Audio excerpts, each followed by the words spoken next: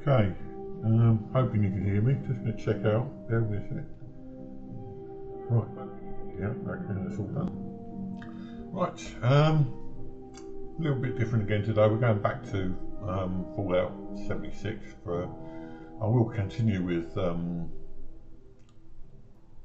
Scrolls Online because I enjoy playing it, and seem to get a lot more opportunities for making my abstract and somewhat weird sense of humour to the fore. So I'll be playing that again.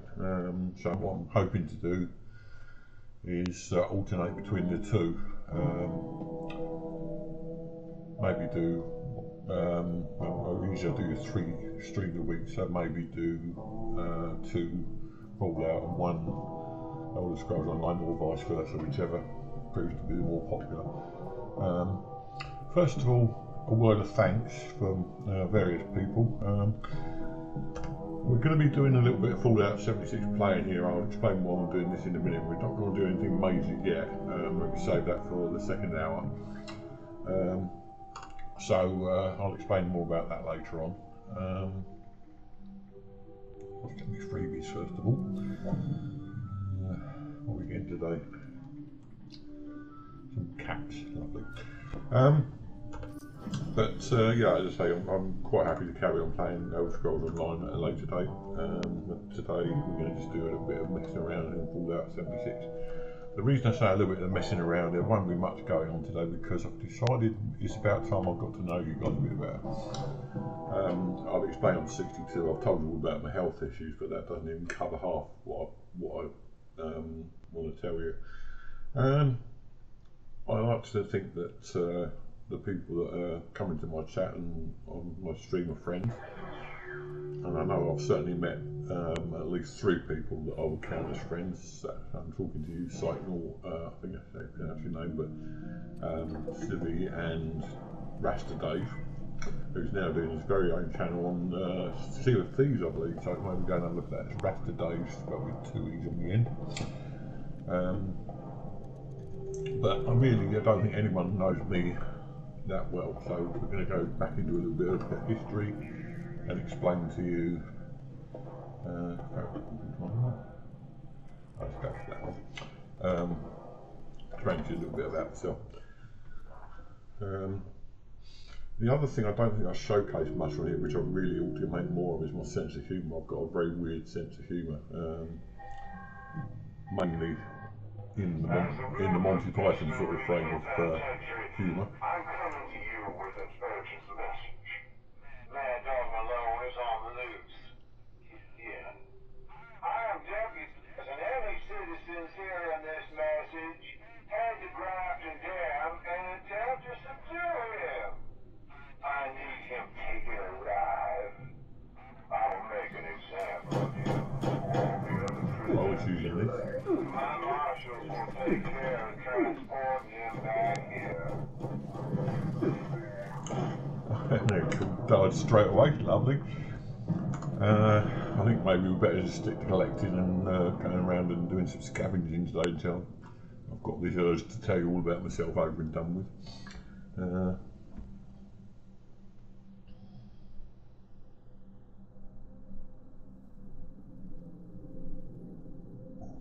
I've just realised something. You're still on the. Oh dear, I've done it again, haven't I? Let's take you back this way. It's better. Sorry about that. Left you on the. Good job I checked. I left you on the intermission screen, or the stream starting soon. So, where was I? Right. Now we know you're watching. Oh dear.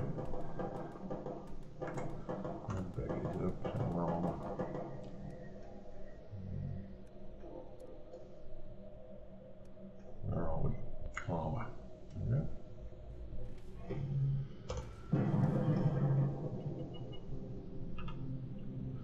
Yeah, I'll do this shift. Do this event first. And then we'll get around doing a bit of scavenging and see how we go from there. I do like this power arm, it's really nice.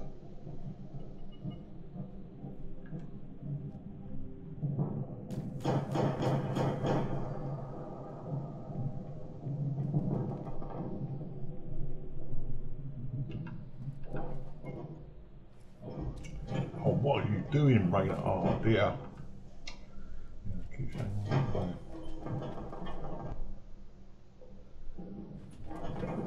I think I need seriously shooting today. I forget to switch onto the screen you need to see, and then I go around and get myself killed on a regular basis. By the way, I've done this mad dog thing because this is basically the Grafton Dam.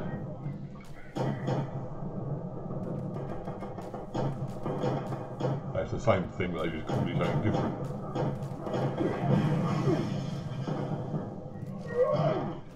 Come on, Amy, sod.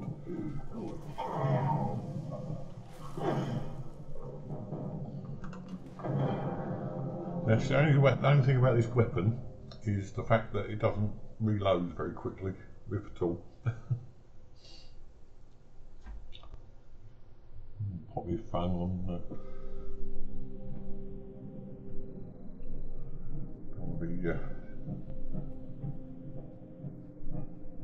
Just charging the battery on my phone all this time. Right.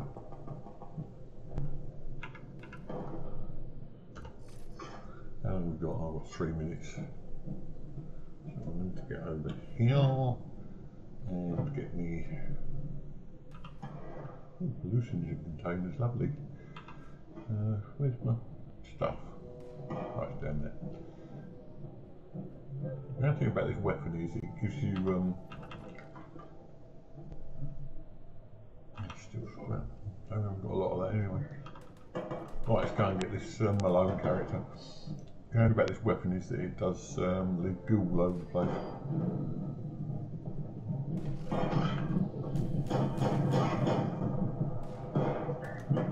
And it degrades very quickly.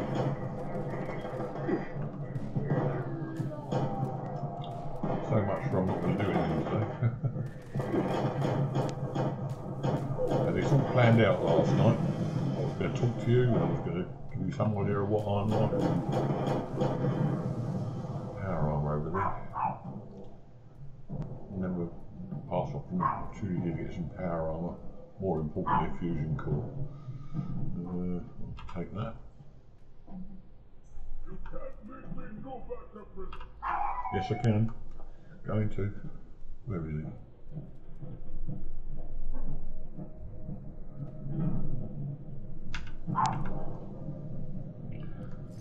Now, more importantly about this power armor thing there is that come on, one minute. Where's he gone?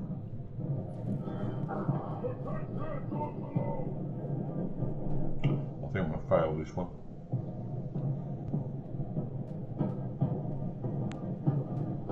I think he's inside.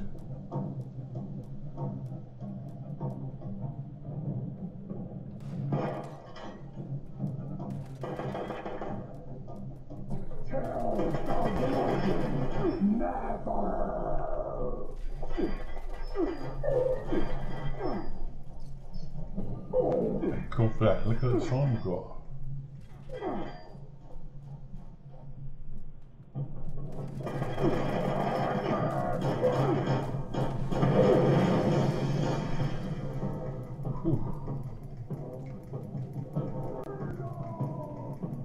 He's dead. How can we make him more?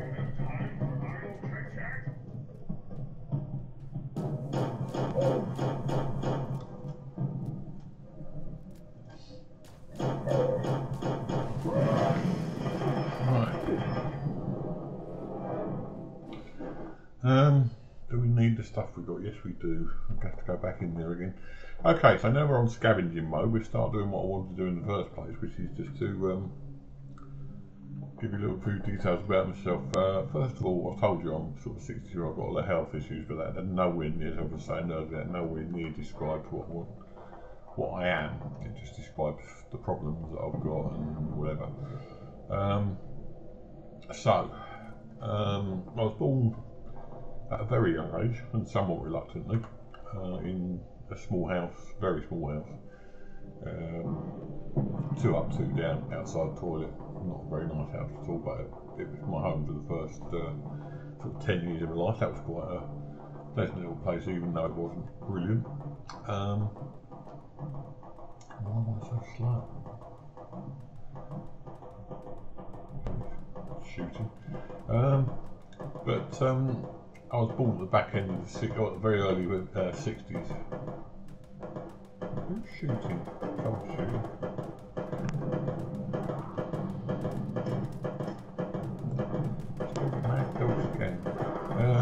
Yeah, so that makes me basically a boomer.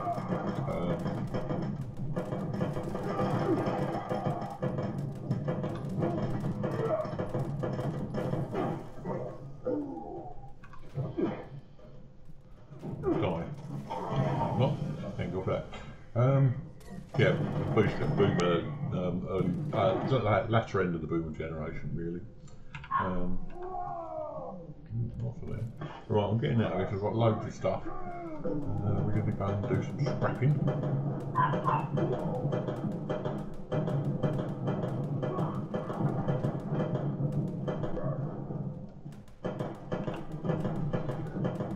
Right, we want to do some scrapping. Right.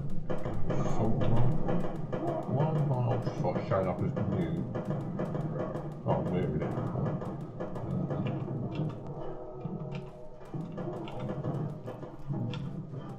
See, this is going to be a bit fraught until I actually get out of here, so I'll carry on what I was going to do earlier on.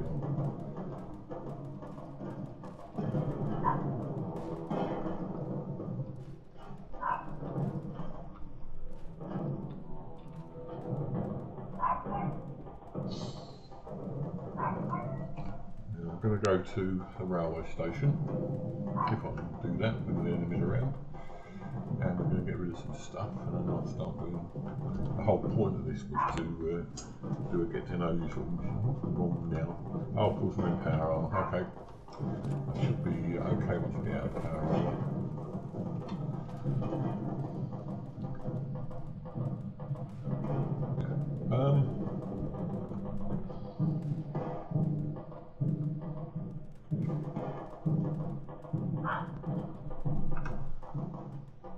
Let's get away from this. This gunfire is really doing my head. I don't know who that is, but somebody's shooting at somebody and it's not very nice.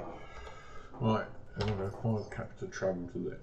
Okay, so now we're back on the scavenging front rather than doing a mission, which we've done quite well today.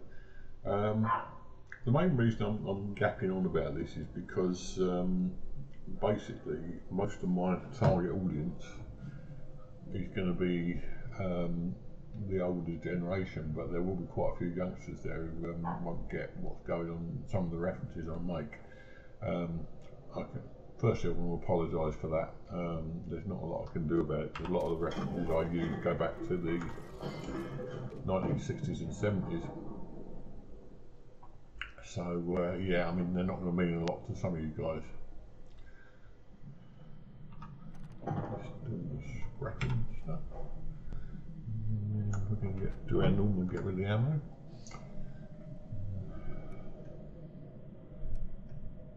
So, just basically talking about the media and stuff that has shaped what I am and who I am, as well as some of the games I've enjoyed, music and so on. So you can imagine I was born in the 60s and I sort of grew up my first 5 years. So I started being aware really of the world around me at the age of 6 or so, maybe 1967 roughly. Got some very good memories of those years. In fact, it was one of those, my formative years. My teacher at school actually read me a book. I always remember it was sitting on the grass outside the school. It was summer, because obviously, yeah, we liked to read outdoors in those days. And he read me The Hobbit. And it says a lot about that, basically I've ended up being a great fan of medieval. God dear, I'm not speaking very well today. A bit tired today. A weird night last night, which shaped my reading for years to come. I'm very much into historical mysteries, very much into, obviously, The Hobbit, Lord of the Rings, and that was the sort of books I started reading. The Narnia stories. For those who don't know the Narnia stories, it's a series of books about a group of children, brothers and sisters, who end up in their early years going backwards and forwards to a place called Narnia, which is in the back of a wardrobe. They go through the wardrobe and come out in a place called Narnia, and there were about 6 or 7 books, I believe. Can't remember exactly how many. All based in Narnia. So yeah, all those were all the life of those books was founded on the fact that was founded on the fact that this teacher read me one book at infant school, which is years 1 and 2, possibly to Americans and other English people. Anyway, so it just goes to prove that the early years do affect the way we see things. And then was also when I started developing music, and liking music. At that time, the main things were basically pop music. The Rolling Stones were sort of hardcore rock and roll. The Beatles were sort of cutting edge stuff, and the Seekers were middle of the road at the time. Although there's nothing wrong with that, I like a lot of the Seekers music. This probably means not a lot to a lot of you, I'm sorry about that, but there's not a lot I can do about that. This is all part of my childhood. And then obviously on into the, what I've got to say, a lot of the 60s stuff shaped what was to come. For those of you who like maybe hip hop, this is all a foreign language to me, so I mean if that's ridiculous, then sorry, but that's the only sort of thing I can do. Hip hop, rap, all this lot were all based on music that was around in the 60s. For instance, Jamaican ska and to a certain extent the British ska two-tone thing was all based on Jamaican reggae, as popularised by the great Bob Marley. So yeah, I mean, in the 60s it was a fair old mixture. There were a lot of bands that were sort of semi-hard rock, semi-this, semi-that. Dave D does me consider my favourite band, something called the Xanadu and Zabadak, 2 of my favourite tracks from them. There was just so much going on. It was just such a mishmash, and out of that mishmash would come the music that we see in the 70s, 80s and 90s. Now, I have a bit of a disclaimer here. After the 90s, I'm afraid you can forget talking to me about music. I just tuned out completely, if you'll pardon the pun. I just tuned out completely after the 90s. It's just not my thing. There's just too much violence, there's too much political stuff in it. It's not escapism. That's what music was to me, escapism. Sorry if I'm waffling on, but there you go. This was all buzzing around my head last night while I was laying there trying to go out to sleep, which is all your fault. That's why I couldn't get much sleep last night. Yeah, I mean, that was the 60s sort of thing, and they all progressed on to other things. I mean, if you take, for instance, Bob Marley, I mentioned him already, but if you take Bob Marley did a lot of reggae stuff, all good stuff, and it was basically a very laid-back form of reggae. I mean, if you were into Bob Marley, you were probably smoking something while you were listening. It was that kind of stuff. More stuff on him. And a panorama station.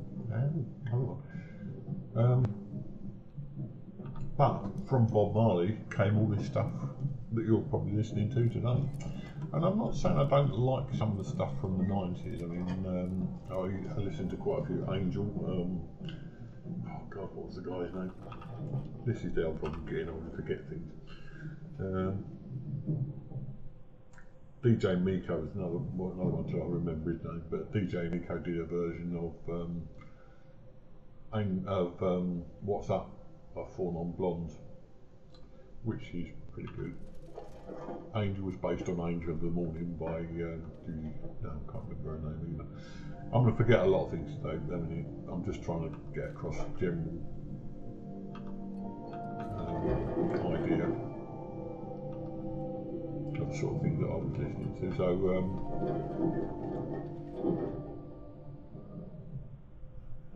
yeah, so I did like some 70s, some 90s stuff, but mainly my music taste ended around about the 90s, late 80s, early 90s. I'll probably remember that guy's name later on. I'll completely forget something else, but I've seen that already.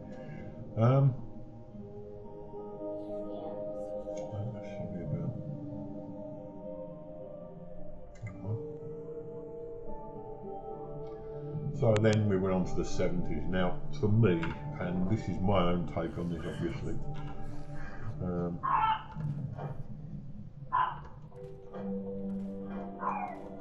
The 70s were the era that I grew up in. It started badly. I'm not down on this, but my father died in 71, age 43, and I was 11. You can imagine what that did to a young man growing up. So that was the worst of the year I remember. In 71 or 72? No, 73 I believe he died. He was 43 years old, or 42 years old. He was very young anyway. It's a long time ago, and I tended to blot out a lot of it in my mind. So that was the start of the decade. It was a pretty shitty start, in all honesty. I had a lot to do with, obviously, and that is when I really started getting into music as an escape and humour. And for humour, I turned to initially Monty Python.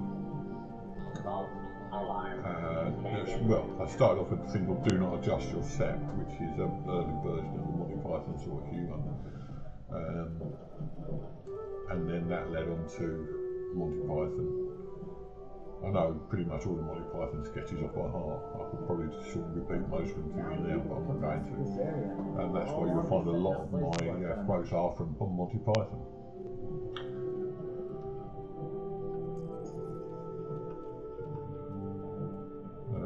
There is a reason why we're scavenging, by the way. I need a lot of stuff. I need acid, I need adhesive, because my armour keeps breaking and guns keep breaking, and that all needs repairing, and that needs me to scavenge occasionally. I thought it'd be an ideal opportunity today to talk to you, and also to go and do a bit of scavenging, have a wander around, just follow our noses, which is exactly what I'm doing now. So, 70s, yeah. Dad's just passed on, obviously, poor sod. I've never got a chance to ask him what he liked. I know he liked the Goon Show, that's about all I really know.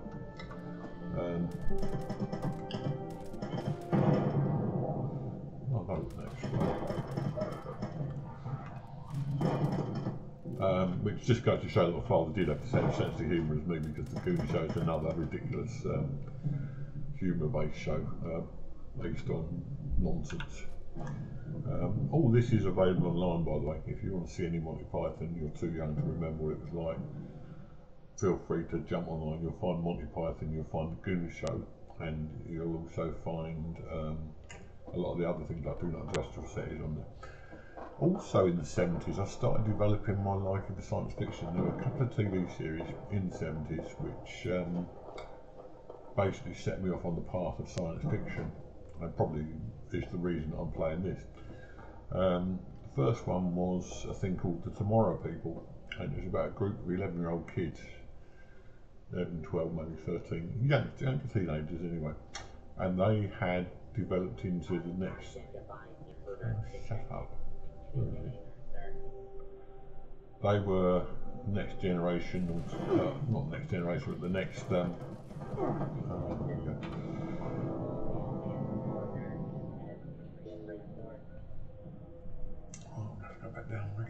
Okay, they were the next development of the human race, and they could develop telepathic powers.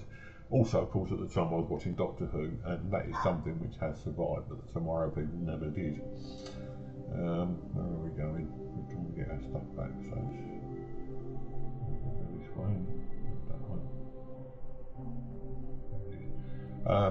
Doctor Who survived, the Tomorrow People didn't. If you could get a chance, I've got a box set in my living room actually. If you get a chance to have a look at Tomorrow People, it was early science fiction and it was a bit crappy basically, but it was pretty good. The idea was sound. They used to do a thing called jauntine, which was basically teleporting. Obviously at the time, going back to the 60s as well, we had Star Trek, so that whetted my appetite as well. Should have mentioned that, the 60s bit, but never mind. So, where were we? Science fiction, yeah, so we had the Tomorrow People, which again appealed to me. I was quite, bearing in mind my father had died, I was quite a lonely kid. Not wanting to make a big deal out of it, but Tomorrow People gave the impression that you could be a lot more than your average basic human.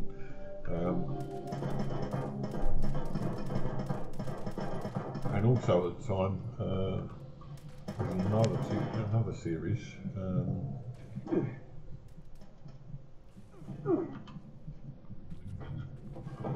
Oh, come on, stop this doing.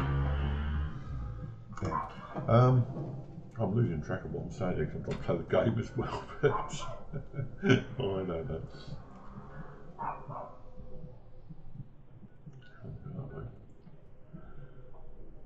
Yeah, so we had Star Trek and the Tomorrow People, and then later on in the 70s we had other science fiction series started up, like Seven, which again you can see online. There's a lot of episodes online. All these series tend to be on Netflix, if you've got Netflix, or ITVX, and of course we had Jerry Anderson in the 60s and 70s. Now you don't know you lived until you see the Jerry Anderson. They are so tacky. They are puppet shows for the most part, apart from USO and Space 1999, which were later on. In the 60s they were mainly puppet shows. You had Stingray, Fireball XL5, Supercar, the Secret Service, and the puppets were absolutely rubbish. They really were. I mean, it was obvious they were on strings. The stories were so, basically just hero stories, and nothing wrong with that. They were what we all grew up on. Thunderbirds, for instance, which was the most popular one, was featured a guy called Jeff Tracy, who's an ex-astronaut, who decided that he was going to found International Rescue. And International Rescue was going to be an organisation which would basically rescue people who were in dire trouble. And it was a large part of my growing up. And if you look over that way, you will see my camp. So we'll go there first with scrap. I'll do this anyway.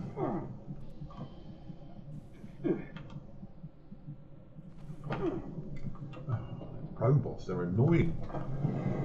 Yeah, so we had Thunderbirds and we had Fireball XL5, we had Stingray, which was another particular favourite of mine. And they were all these puppet series, and they were rubbish, basically. They were total rubbish, but they were good rubbish. And then after that, we had, let me think, Captain Scarlet. Yes, Captain Scarlet and Joe 90. They were more in the 70s than anything else. Let's go to the cam and do this one. Yeah, they were more in the 70s than anything else, but Captain Scarlet and Joe 90 were. Brief synopsis: Captain Scarlet was indestructible. He'd been killed by the Martians, who were trying to infiltrate Earth by stealth, and he'd been remade by the Martians and remade indestructible. So he was top agent. He could be killed off every week and come back the next week. Classic stuff. Then you had Stingray, no, not Stingray. Joe 90 was about a little boy who could have memory patterns from anybody implanted into his brain by means of a machine. Sorry about the dog. By means of a machine called the Big Rat, and the Big Rat would implant memory engrams, as they call them now, from, for instance, an astronaut, and he could be an astronaut, or they could implant memory engram from a famous author, and he'd be a famous author. And every week revolved around him infiltrating somebody, or infiltrating, having somebody implanted in his mind who can help him with a mission, which he would then go and do. The other program, the big one, the one that really got to me because it was so out of this world. Not out of this world in the sense of space, it was out of this world in the sense of, wow, it blew your mind out of this world. And that was Sapphire and Steel. Now you've got to watch that. If you haven't watched it before, you've got to watch at least one episode of that, or one series of that. Sapphire and Steel. How can you describe Sapphire and Steel? It was weird. And weird is not the word. There are two agents basically. One is called Sapphire and one is called Steel, funnily enough. And they are not people, although they are presented as people, played by Joanna Lumley and David McCallum, as I recall. Somewhere in my little bag. Oh, there it is. And they were elements in the sense of periodic table elements. Sapphire obviously is not an element, but for the sake of the argument, they called it an element. And Steel, obviously, that's not an element either. They're made up of elements. But anyway, they were embodiments of these two principles. Steel was obviously tough, male, strong. Sapphire was the cerebral one, the one who solved all the problems, the emotional member of the team. Steel was very unemotional, very focused, and somewhat cruel as well. And just to give you an example of the most famous one, it was a thing set on a railway station, and this World War I soldier, and this was set in the 1960s. Sapphire and Steel was, I think it was late 60s, early 70s, I can't remember off the top of my head. But it was set in a railway station. This World War I soldier kept appearing there. He had been killed a couple of minutes after the armistice was signed. In other words, he died needlessly. And there was a creature on the railway bridge. This is really difficult to explain, so bear with me. There was a creature on the railway bridge between the two platforms on the railway station that feeds on resentment. And the soldier was very resentful because he died a minute or two after the armistice was signed, and he died totally needlessly. And then, if I remember this right, another group turn up, and they are submariners who were sent down basically to test out a submarine. They were supposed to go, they weren't even submariners, they were workers in the docks who went down to test the submarine out under working conditions. And they were killed by some unexplained reason. They died while they were doing it. And they weren't even military people, they were just building submarines. So they resented it. And this creature felt resentment, and basically Steel actually sacrifices a person, a very unsympathetic character who is full of resentment and who makes Steel's life hell. And he basically sacrifices him to get rid of him to this creature that feeds on resentment. I've just explained that. It probably means nothing to anybody, so I apologise for that. But it's the best I can do to explain it. I did say it was out there, and it is. I'll pick that up if I can. It is out there. It is strange. It would pay you to watch. It's a very, very atmospheric program. But anyway, I've got hooked up on Sapphire and Steel, so if you get a chance to have a look, it's great. So we're back to that was probably another of the most influential programs in the 70s for me. And of course, there's Doctor Who. What can you say about Doctor Who? It went away, it came back stronger, and now it seems to be in a situation where it might face cancellation again. Somebody who knows how to bring it back in the future. It's got very political at the moment, very politically correct. So that's the science fiction. As to music in the 70s, I mean, what can you say about the 70s? They were so utterly tasteless and yet so... Oh, unless you lived it, you won't know what I mean, but the 70s were such an age. You had your glam rockers, you had your rock and rollers, you had... There were so many different types of music about in the 70s, from it was the beginning of Billy Joel with his brand of piano rock and roll. You had your big strong ballads like Dire Straits. It's so difficult to explain. There's such a mishmash of music. I mean, the big thing in the 70s was glam rock. Glam rock featured loud, brash music, usually with a good strong beat to it. The people who actually played the music were wearing glittery, tasteless clothes. It's so difficult to explain. It was tasteless, but it was fun.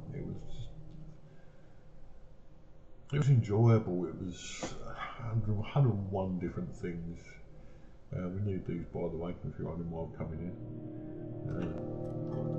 These things give us copper.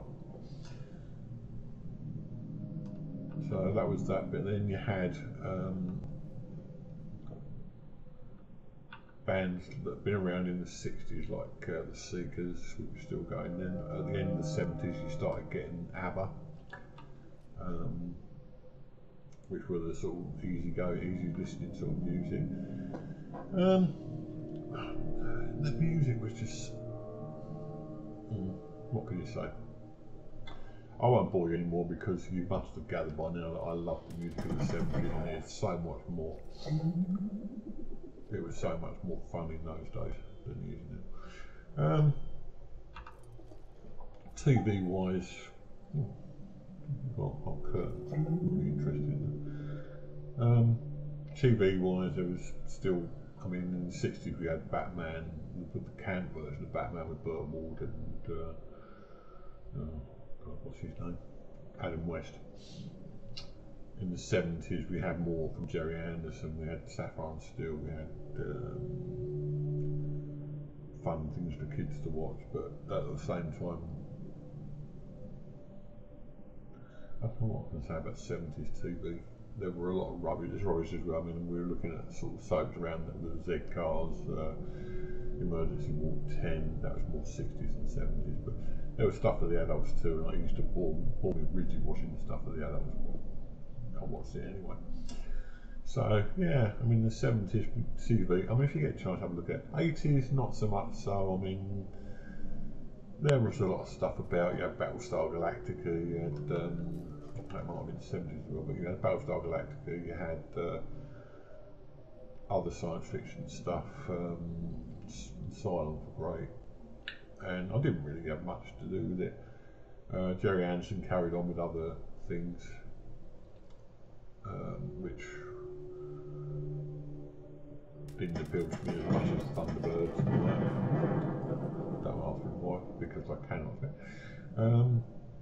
And I think I'm running short of things to say, but what I can't go with, 70s were very tasteless, but they are and were the era that I grew up in.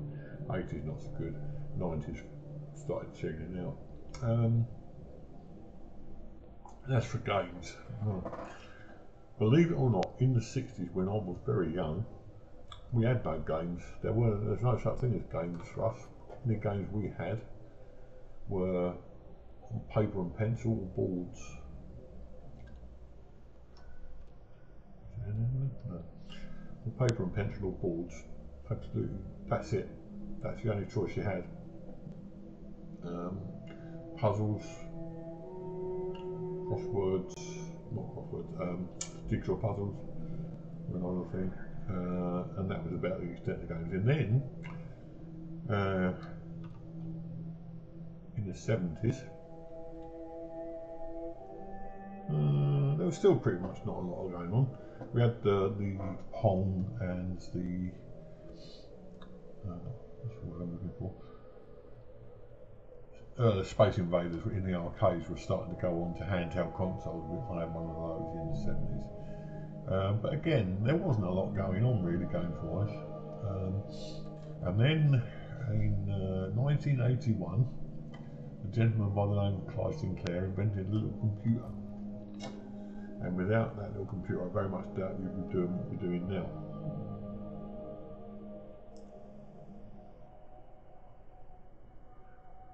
That gentleman's name was Clive Sinclair, and he invented a computer called the ZX81. Oh, what a mighty machine the ZX81 was.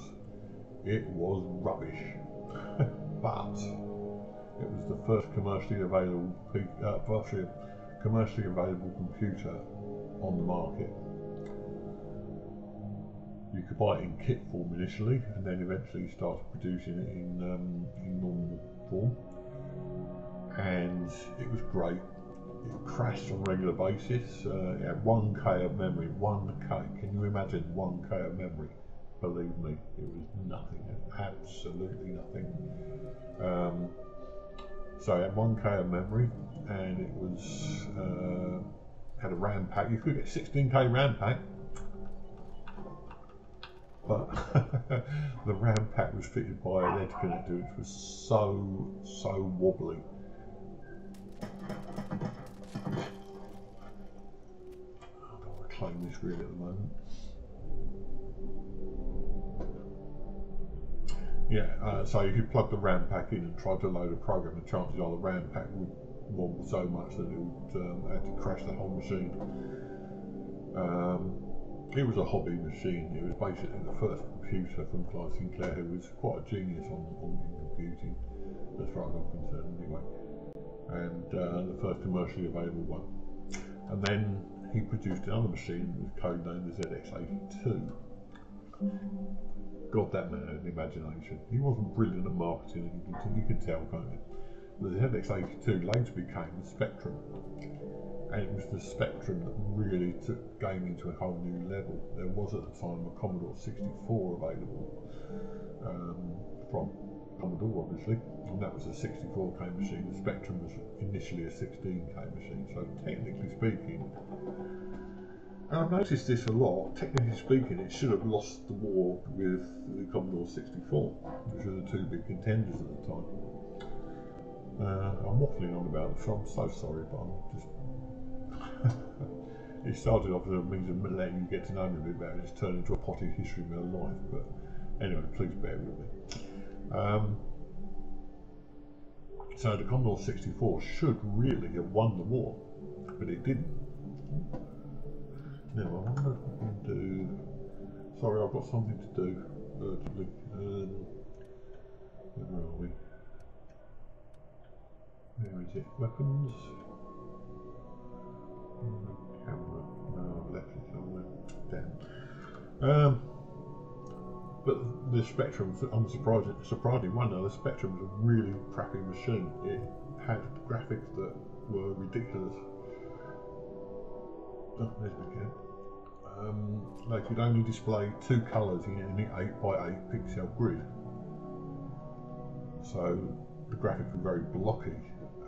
It could only display a very dodgy. The collision detection was very dodgy. Most of the games at that time relied on collision detection. Or were text adventures, which were kind of an early version of Monkey Island. Text adventures were basically mainly reading text and kind of like a Dungeons and Dragons type thing. So the Spectrum ended up being a 48K machine. That was one that sold the most, and the Commodore 64. And unsurprisingly, the Spectrum won. I will talk to you, and became the most popular. Now, after that, that was my first computer, actually, the Spectrum. I did a 1 to 8K Spectrum as well.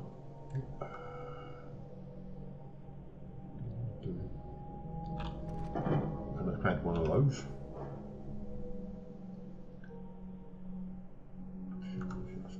I had one of those as well. And then they produced one with a disk drive, which I didn't have. So the Spectrum was sort of the first game machine I really ever had, and I moved on from there to, well, for a little while I had no game machines at all. At that period in my life I got divorced, which is what it is. After a little while the bad memories fade and you're just left with, yeah, it happened, you know. So anyway, after that, games sort of didn't figure in my life at all. I had various computers in the 80s that I managed to pick up from Computers Plus, which was a local town where all the nerds wanted to be a nerd. I wasn't a nerd, but I wanted to be one. That's where all the nerds gathered.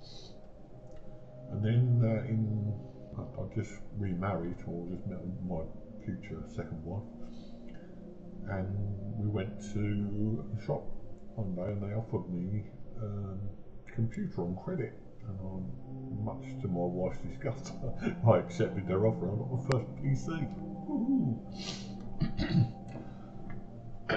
Now if you look here, and I've probably showed you this before, excuse me, sorry, I've got a bit of a problem with the throat today. If you look in this area, this is the train yard, Morgan train yard. There is a set of power arm here, but you have to be careful because there's a lot of critters about.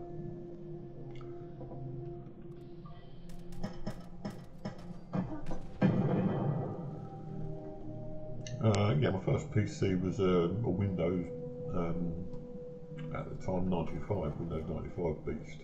It cost me a lot of money. It was on credit, so it cost me a lot of money over a long period of time, but it introduced the idea of gaming on a PC. Only from the point of view that you could play little kids stuff on it, like it had a CD-ROM drive, and there were various games you could play on it, but they were largely graphical based and largely ran off CD-ROMs. CD-ROMs, basically DVDs, but the predecessors to DVDs. So that was my first computer. Then I had I think the next step was I bought an Xbox 360. An Xbox 360 was a decent enough machine. You can go around when I won't bore you with any depth. You probably played on one before now anyway, most of you.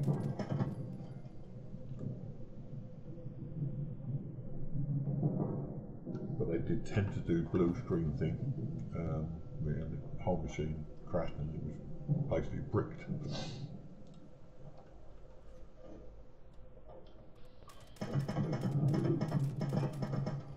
Then something else happened, and my mother died, unfortunately.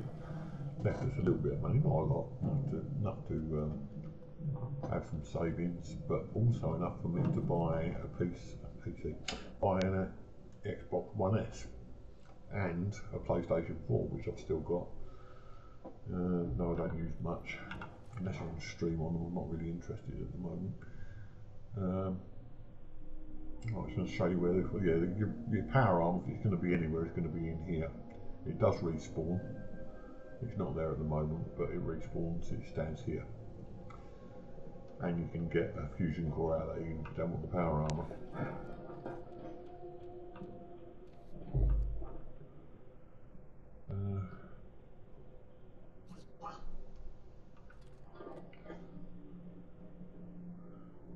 Oh yes, the Xbox, the PlayStation, and then that brings us more or less up to date computer-wise, games-wise. By this time I'd already started playing some of my favourites, Fable, Halo, and all the usual Xbox ones, and then I also played Witcher 3 on the PlayStation, Spider-Man. They're all sitting over there somewhere, so your guess is as good as mine, but I've still got games there. Also I started watching some new stuff in this sort of era, and that was films like Watchmen and all that sort of stuff, the bit off the wall stuff.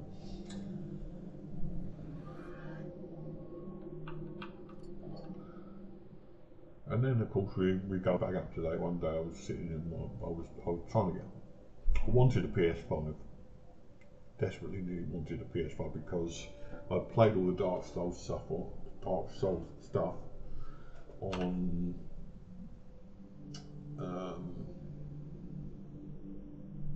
Xbox 360. Dark Souls 1, Dark Souls 2 and 3 more on the PlayStation, on the Xbox One S. And Demon Souls was available on the PS5, but I never played it when it was available on the PS3. If that makes any sense to anybody. It makes sense to me. So, I thought, right, if I get myself a PS5, get rid of my PS4, get a PS5, I will be able. I've still got lead all that stuff in there. I will go to play Demon Souls. So, like most of us, I kept looking and looking. I kept looking at Currys, I kept looking at all the websites, and lo and behold, nobody had any. The scammers meant the original price quoted of £445 was actually up to whatever the scammers felt like charging, and you couldn't get one at that price at all. So one day, my wife said to me, well, my son had by this time got a, I didn't tell you, but somewhere along the line I managed to have children as well. And my son at this time got a daughter as well, very nice people they are. But one's probably watching at the moment actually. My son has got a degree. He's got a degree, and his degree is in IT. Or that's putting it very simply, but it's basically what he's got. And my wife said to him, said to me, why don't you get your son to make your PC? Now you can't play Demon Souls on PC, so I thought about it, and just generally still wanted my PS5. Then eventually I got fed up with waiting for a PS5. I thought Demon Souls is just another Dark Souls. We can play other games on it, and more important, we could get free multiplayer. So if I hadn't bought a PC, I wouldn't want to be doing this. So I got my son to make me a PC, this very PC upon which I'm streaming here. Oh, I love that.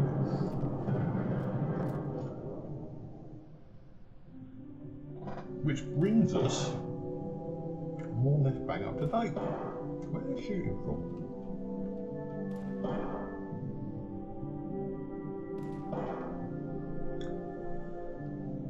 But the interesting thing is that everyone poo-poos the 70s, the 60s and the 70s and says what a crap time it was, and yes it was a crap time, but without the 60s and 70s music you wouldn't have the music of today.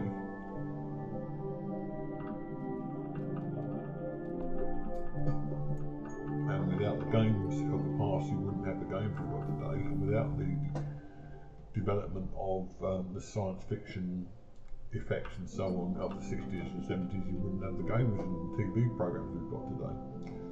So I think all in all, looking back, the 70s may not be the best of times and the 60s may not be the best of times, but they gave us everything that we've got today. The music, the games, everything else is based on that foundation. And when I look at this in front of me and I can move myself around and I can see 360 degrees around me, and I go back to my Spectrum days when you relied on two sprites to collide into each other in order to make your game. This is marvellous stuff. Right, we're going to scrap this because I think we've had enough memories for today. You've probably had enough of me waffling on. So hopefully you know me a little bit better and you know the sort of things that I'm into and what I used to watch and what I used to do. And maybe explain a little bit about why I waffle on about things I do. So, yeah, there you go, it is what it is. Now we've got to go and do some gameplay.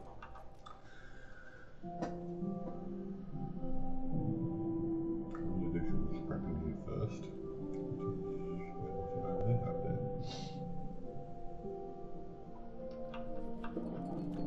Done that camera earlier on. What I was trying to do earlier was to get my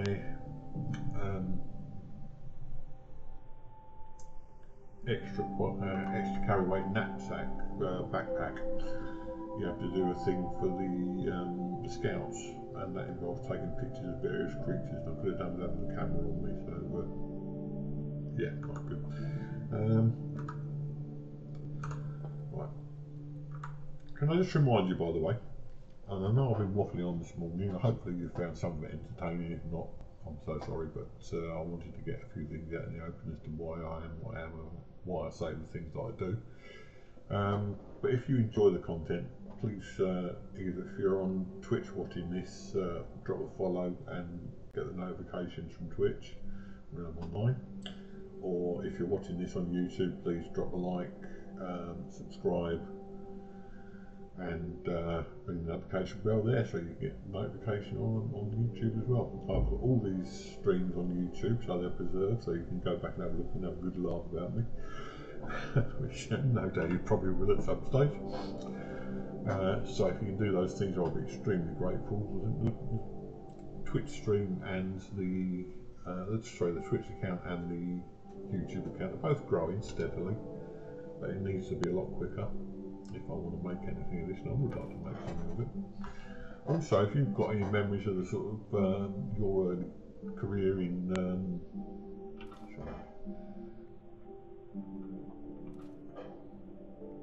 let's do this in a proper way. If you've got any memories or anything you want to share with the rest of us, feel free to drop comments down below in the comment section, funnily enough. Or any constructive criticism would be welcome.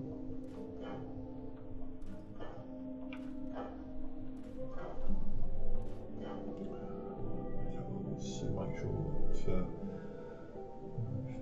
got that.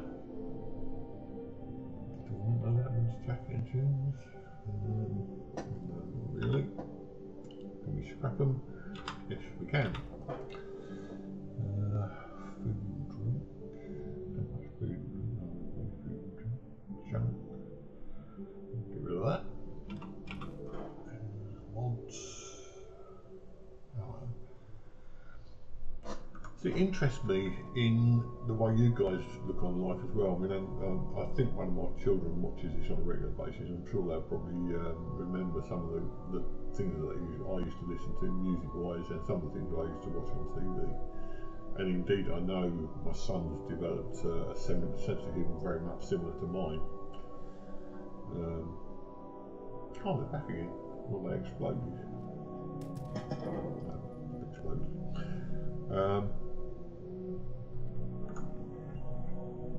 Check, make sure I've got the right weapons. Fixes like I was doing. I'm always afraid of. Where's the other one? Oh, gas minigun. I'm always afraid I've got rid of the wrong ones.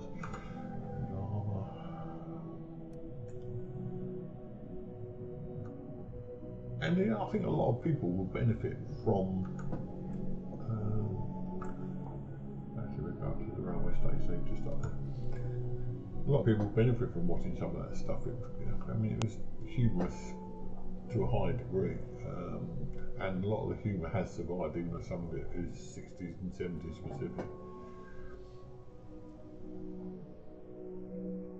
So I'd be interested to know what sort of stuff you liked as well.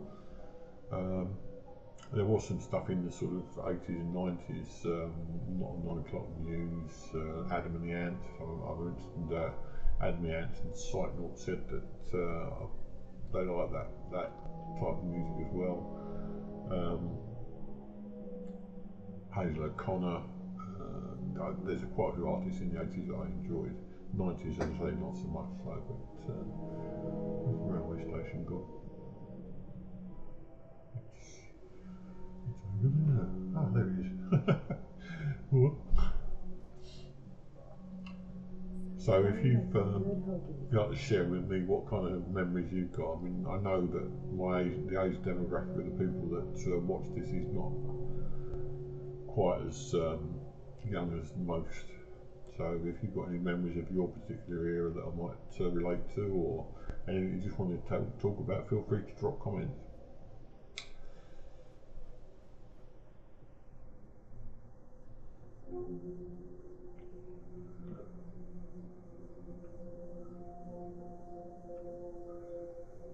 I do listen to what people are saying on my stream, as Zibby will tell you, because well, actually several people will tell you they've made suggestions which I have listened to, and I have taken notice of. So any comments will be read.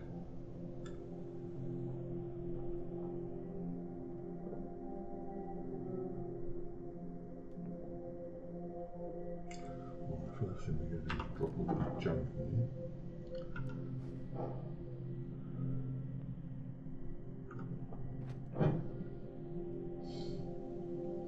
And then after this, you've listened to me waffling on long enough, and I have most appreciation for that fact.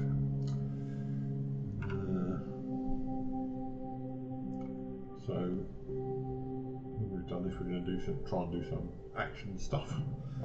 Don't know what yet, but some stuff. 45s. Always need 45s.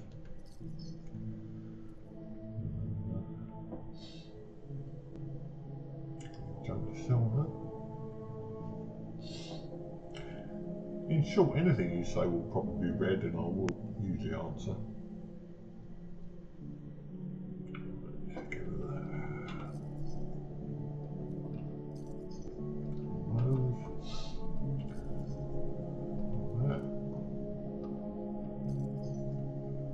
Let's get rid of that.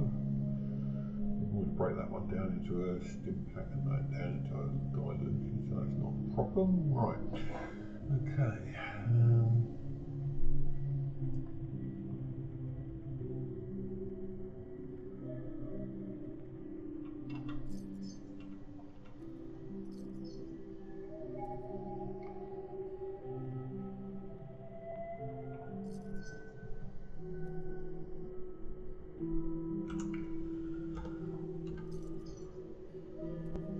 What fascinates me about the world in general is the way that people have got such different takes on things.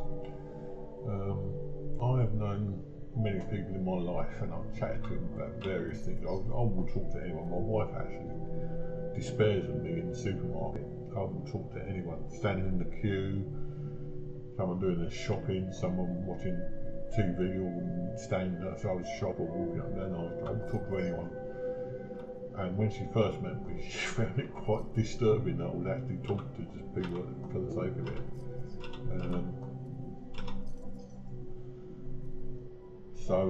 Yeah, I mean, this goes to prove that I am interested in people. And one of the things that interests me most is the differences in people. The way that they see life in different situations. Why are we still carrying a lot of stuff? Food, luggage, food. Right, okay.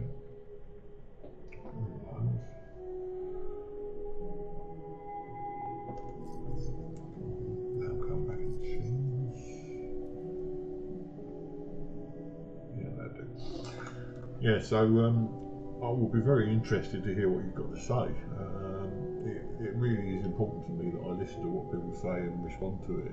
It's an interactive thing. I mean, when I'm online, when I'm doing this, it's just me talking to you, and the chat room, as always today, is completely empty. So yeah, okay, fair enough. Don't know why that should be. It's 11 o'clock, getting off 11 o'clock. Normally there's people on, but they're not today. So I will just assume that.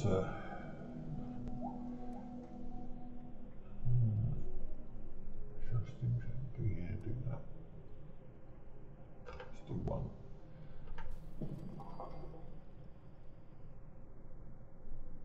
70 stim pack.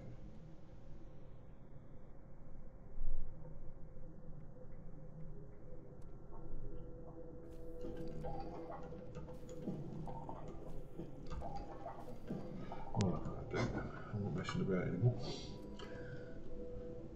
Yeah, so I lost track of what I was saying then, but I waffle on, and it's a one-way thing. This chat empty at the moment, which I'm slightly sad about, because I do like interacting with people, as before mentioned.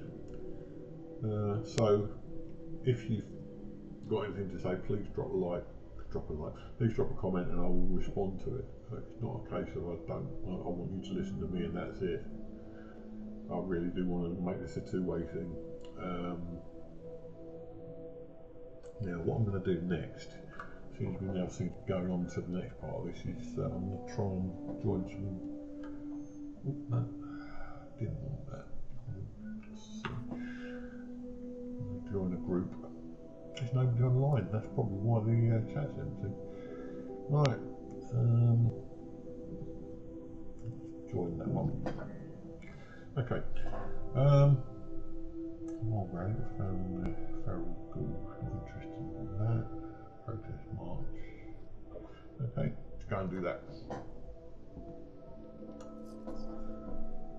It really is important to me that this is our channel, it's not just mine. I do the playing, I do the talking, and sometimes it feels like I'm talking to myself. Like today, for instance. Never mind. This is Grafton Mayor with a priority message. Get into my armor. An illegal protest here in Grafton. Ladies and gentlemen, I hereby deputize any and all That Blake's voice is really dry, drying. I'm going to turn this down a little bit, sorry. I didn't realise how loud it was. Yeah. Again, I've lost track of what I was saying now. Yeah, two-way thing. I want this to be a two-way thing. I don't want it just to be me waffling on and you listening. I just really want it to be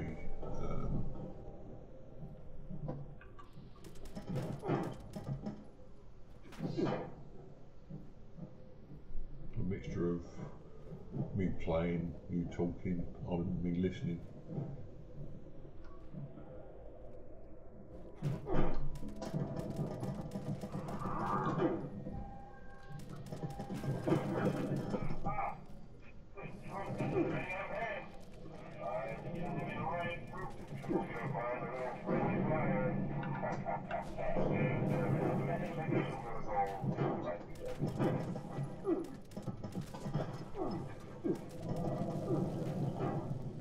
I'm going to explode myself.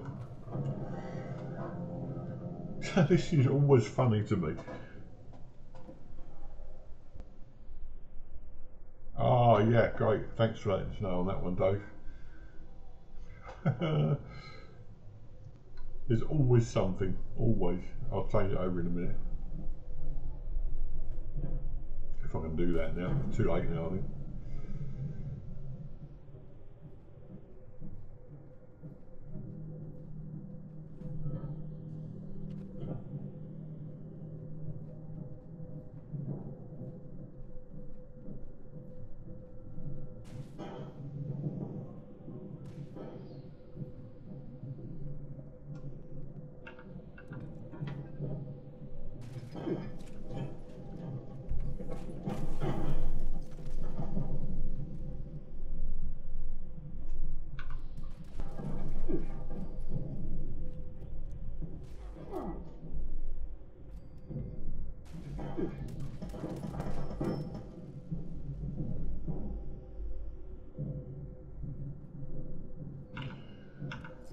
Right, it's just been pointed out to me that I've forgotten to change over the name of the game I'm playing to Fallout 76 from Elder Scrolls.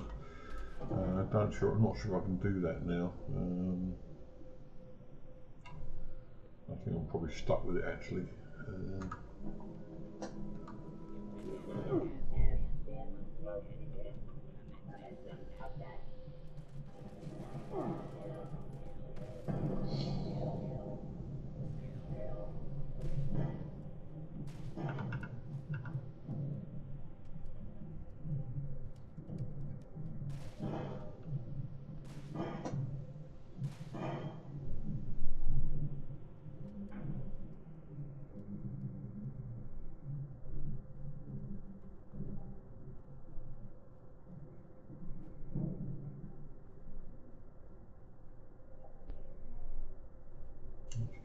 Let's see if I can do this online.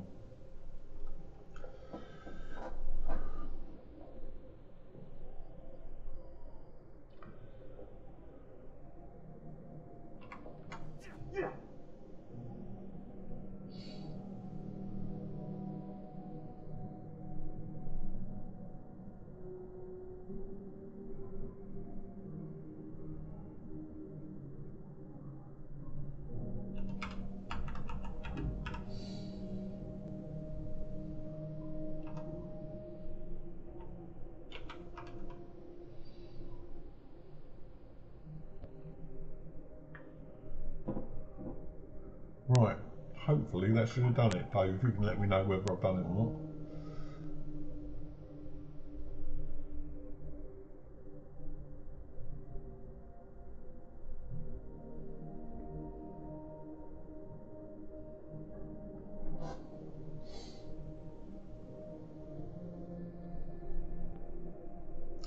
So apologies if you came in expecting to see Elder Scrolls Online.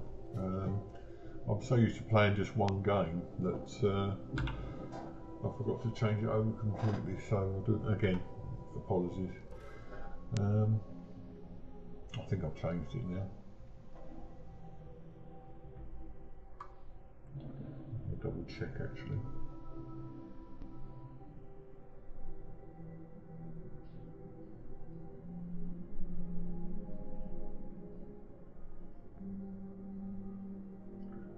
Yeah, I'm fairly sure it's okay now.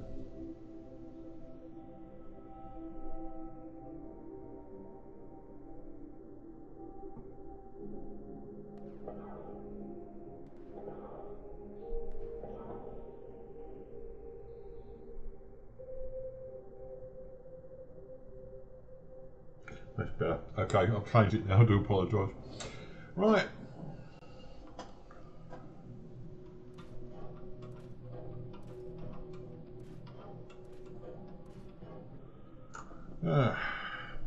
That was fun. Now, what I'm going to do next is take a bit of rad away.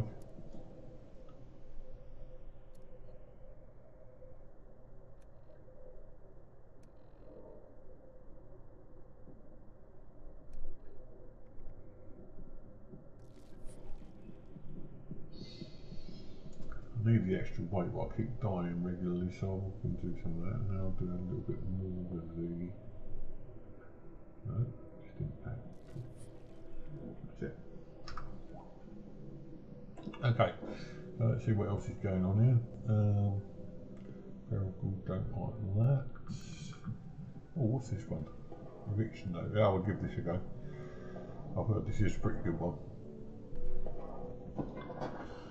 So, if you were all watching the early part of this and you feel like we're going on, we're getting into the bit where we're doing a bit of actual Fallout now. So let's get into my car.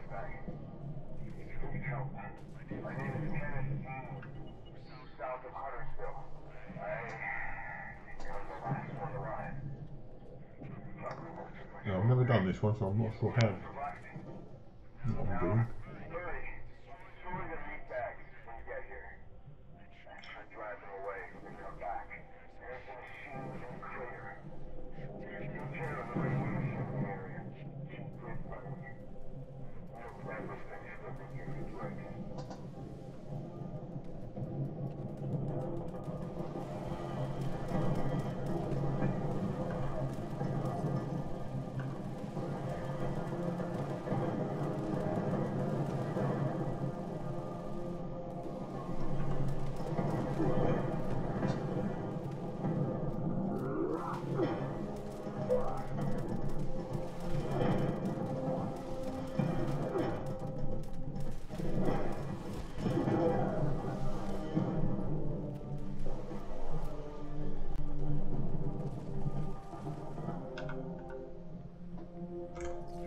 So far, and where are we going? Oh, what is this?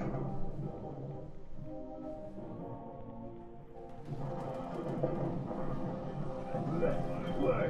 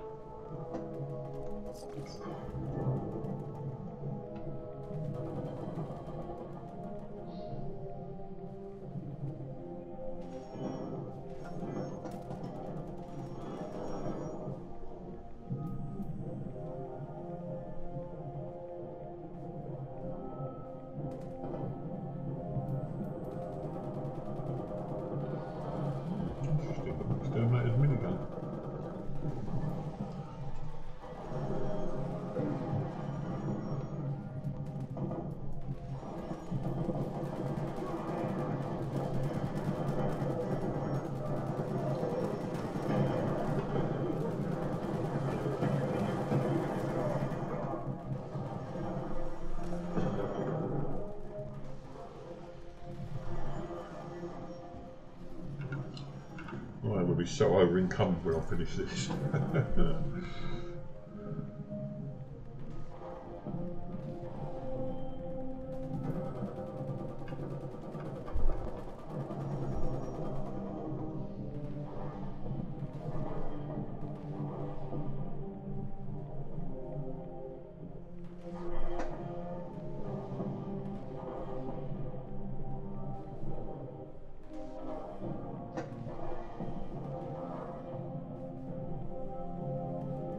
Got 5 minutes.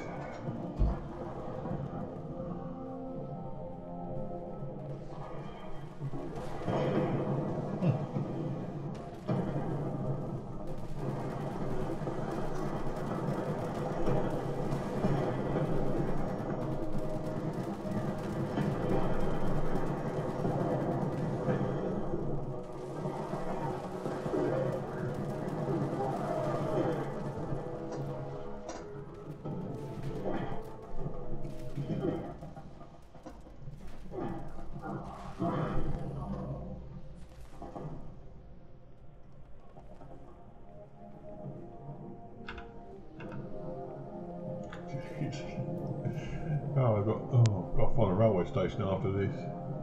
There's so many bits and pieces.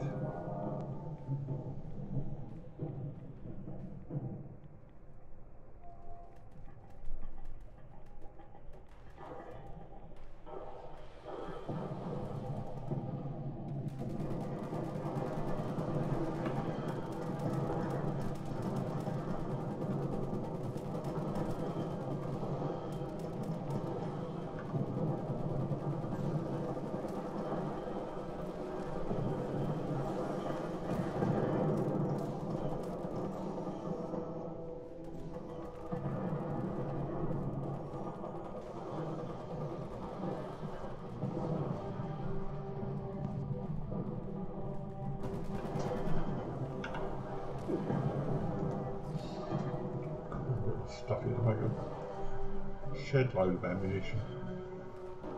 If I can find somewhere to break it all down.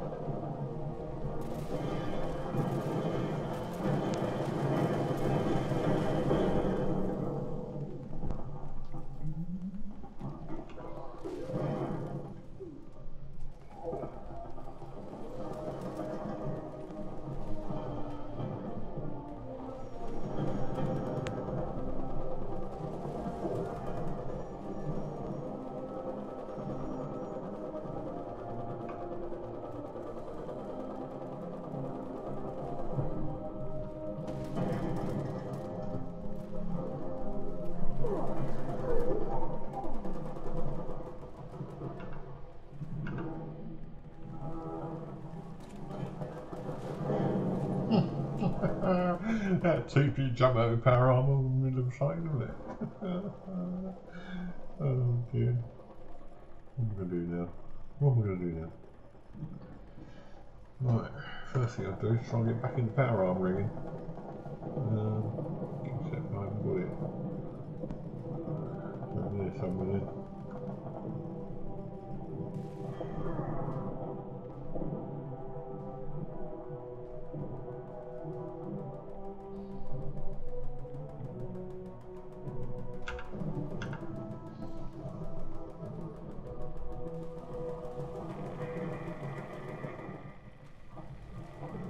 Brilliant.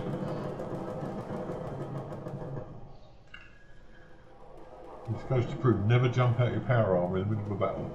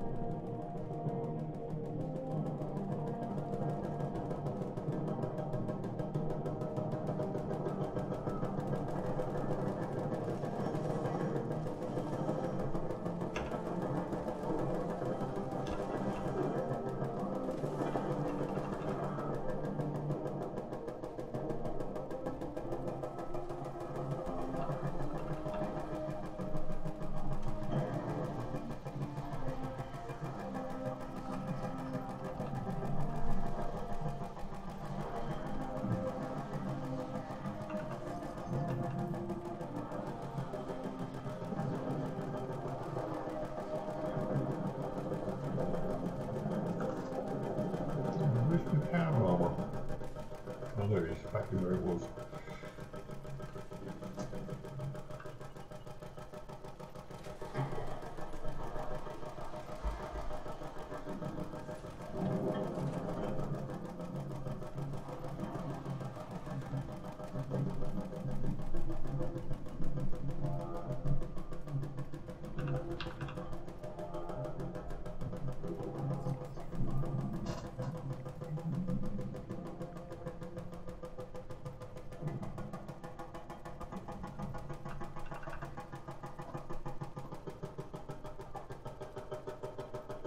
Who's that shooting? Oh, we might as well mop up the battlefield here.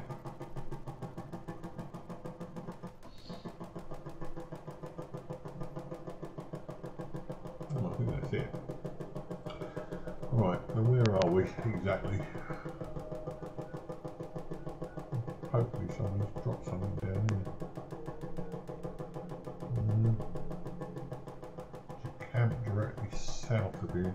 Okay, let's go south.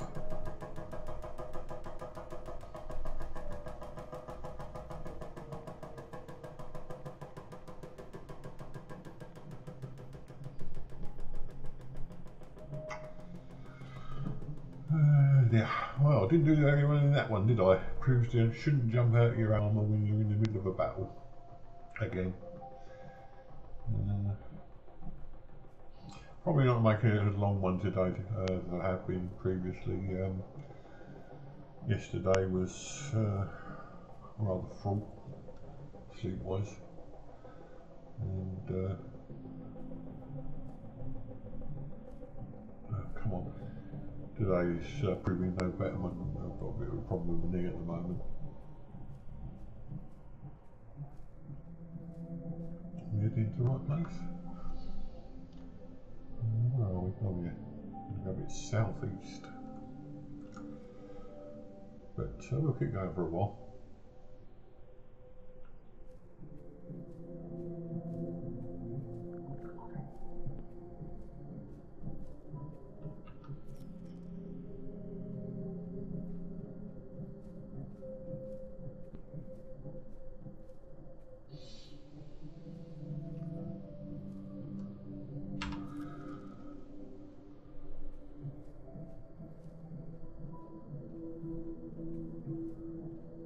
If I shut up and eat a super mutant, have that made it? And there's the camp. Now hopefully this is anyway halfway decent camp, which I'm sure it is. Mr. Meth 43. Is that yours? No, Spicy Giblets. It should have workstations, which I desperately need at the moment.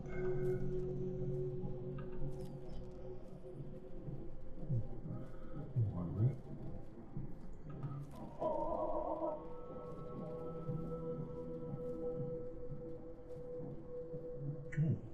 Grognak wax figure, lovely.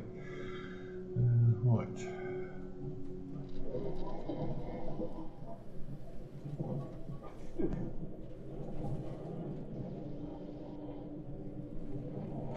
Well, they've certainly been busy in here. Not there. Okay, where are we going now? Oh, it's power on. No, that's a display case. Okay. That's a display case. Must be over there then.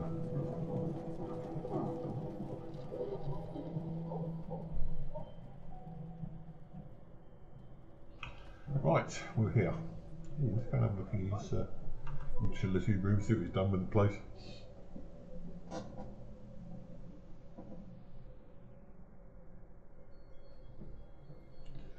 Yeah, most people seem to use these for the same sort of thing. Basically to display. Got a fair old set of power on we're going with it. Loads of them. Right, okay, these are all workbenches, so that's okay, we can scrap everything at these. Now be careful here. Get rid of what we need to from here. Now we've got a minigun now, I'm going to compare weight and so on.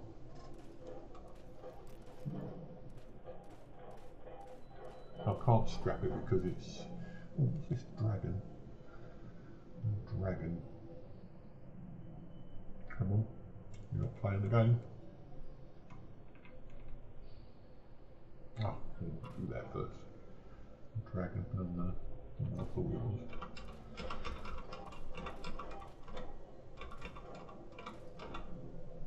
Right. I just realised I'm still in power armour.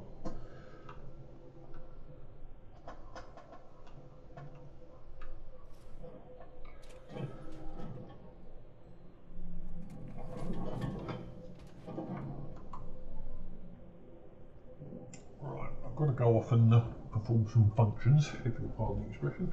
I'll be back in a second. Look after yourselves for the moment. I'll be in a minute.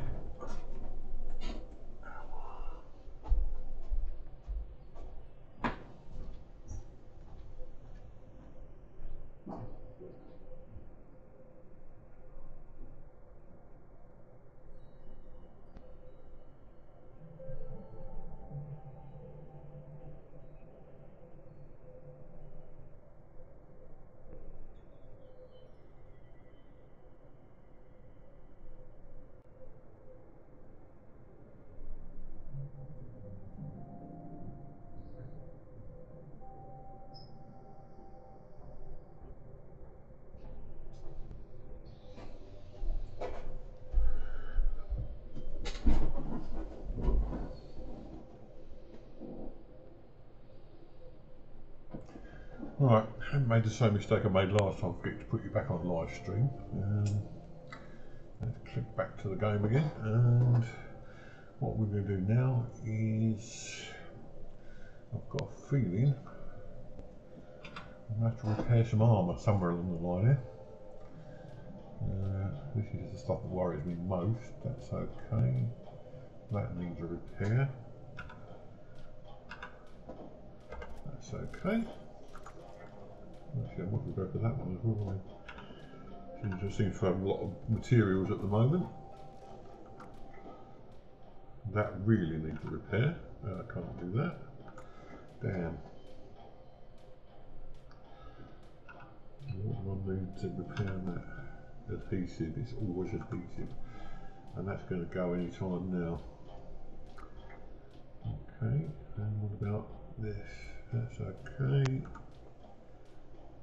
No, that needs down. That's what I was doing last time. So the left leg needs to sort out. And that's okay. So we need some adhesive basically.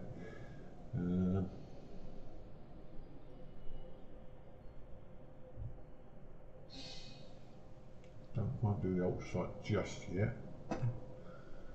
What I need to do now.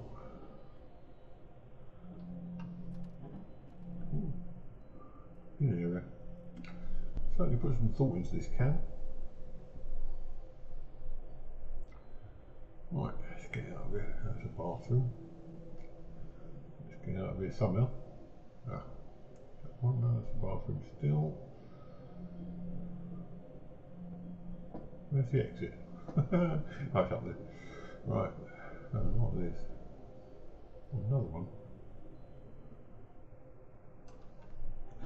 One of these days I'm going to start building a display area in there. At the moment I'm just using it to display my power armour.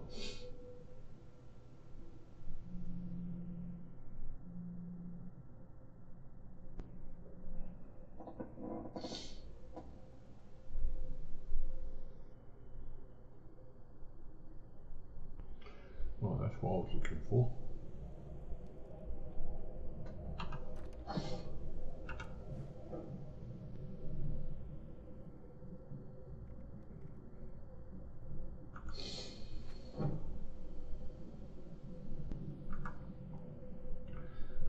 That 380, so we've still got we've got to find a railway station really. And of course we're down here, which means the only railway station near here will be, oh, it's over there, it's not too bad. R&G. I've come across that one before. I'll put a marker there. Oh, God, which marker is it? Yeah. What direction? One directly to the east, to the west of us. So I move that way. Somewhere. West. There you go. Oh look, directly over the western marker, and it's behind all these rocks. Of course it is.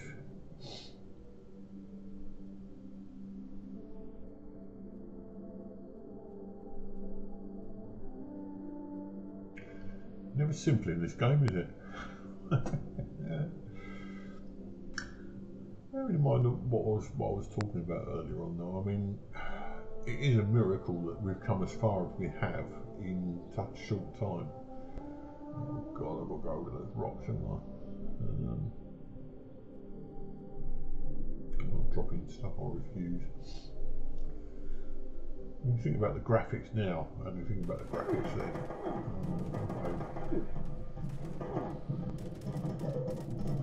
Where does Super Mutant come from?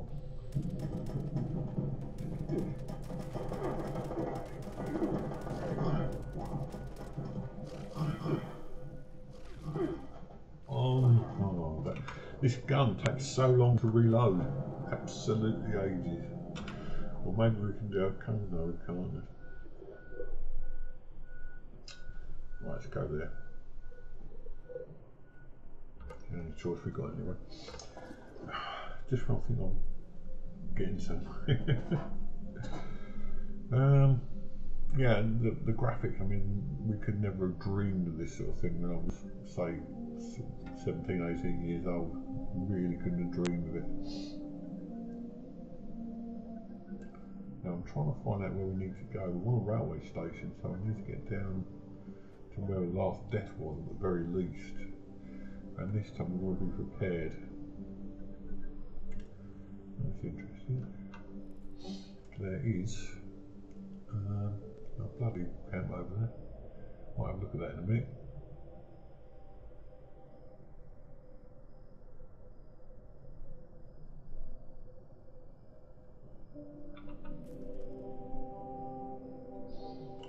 Oh, now we're on top of the rocks.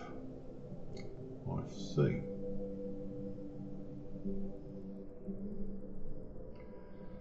But we've got an awful lot of scrap moss down there. Let's try going down. Right, I'll tell you what we're going to do. We're going to get our power armour. And we're going to jump. And need that scrap back.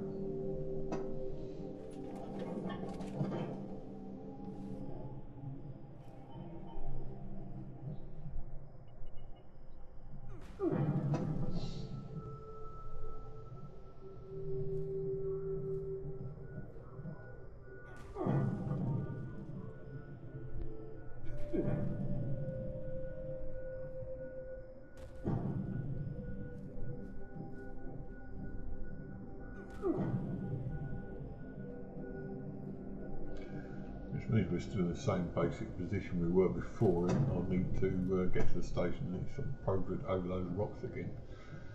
Right, I'm going to hide. And there's a couple of nasty super mutant things around this.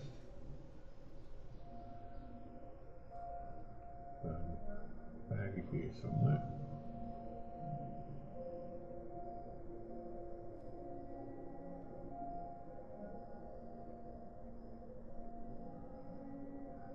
Where is it? The bag's disappeared.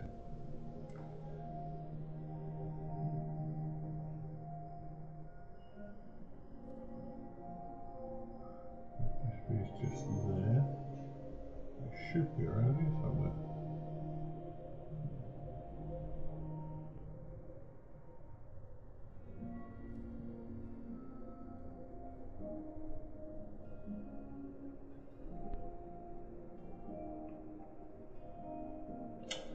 Apparently all my junk's gone, if you'll pardon the expression. Ah dear.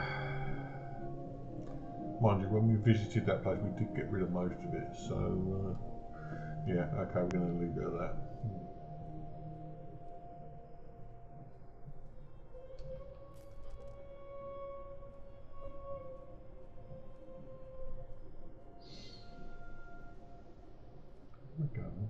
west, didn't you? Still it annoys me that that bag's gone missing. It's here somewhere.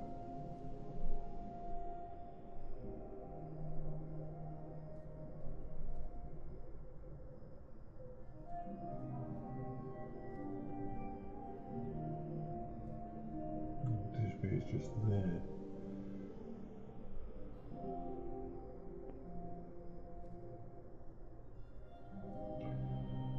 No, we got rid of most of it anyway. I'm going to go west. He's over that way. Okay.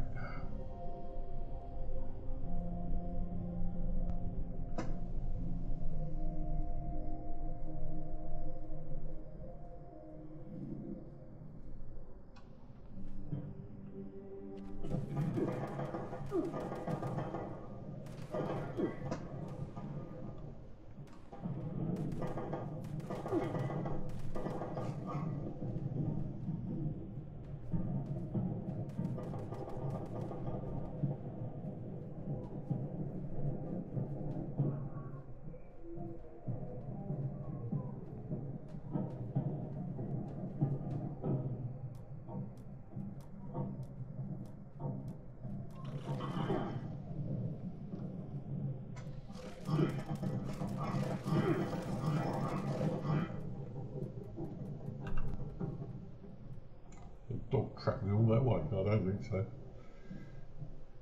West.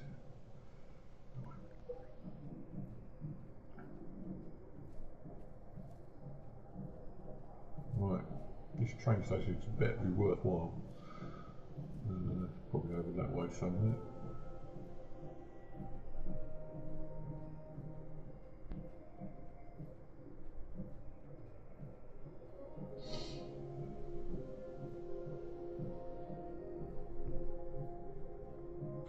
I'm not sure which R&D station is. I've obviously discovered the place, but I don't seem to remember going there.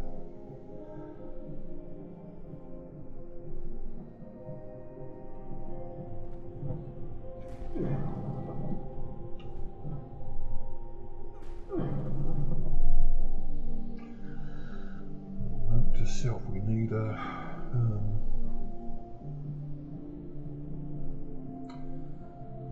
power core.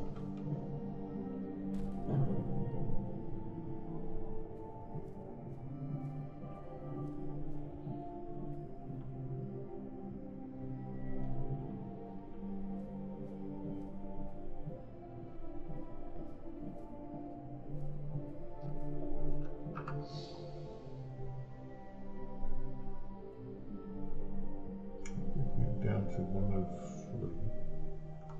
103.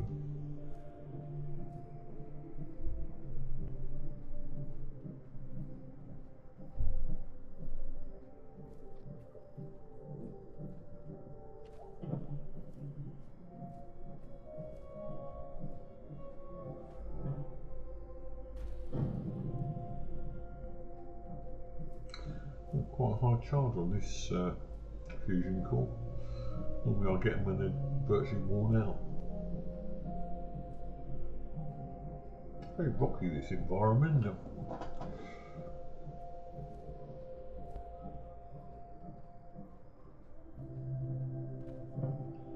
Let's see where we're going now. We're not completely in the wrong direction. We want to go northwest. Well, can't be more rock, surely. We'll go that way anyway.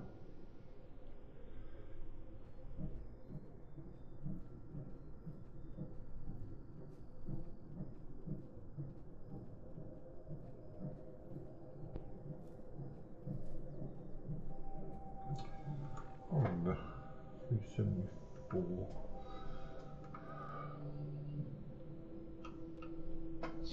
This is getting a bit tedious, so I'm just wondering whether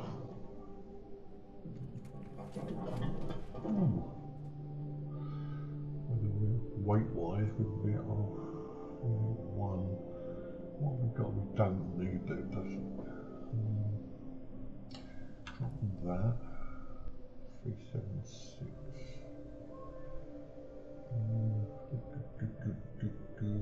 So if I were to take some weapons, minigun, let's drop some of these grenades. That's not done a lot of good. Drop some of these. 2 miniguns there. Be interested to see which one's which.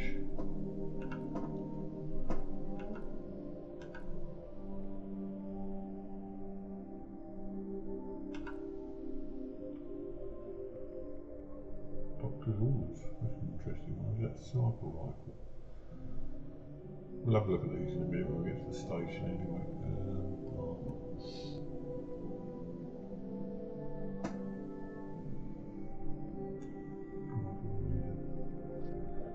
Yeah, I was kind of hoping that we could drop some. What's new?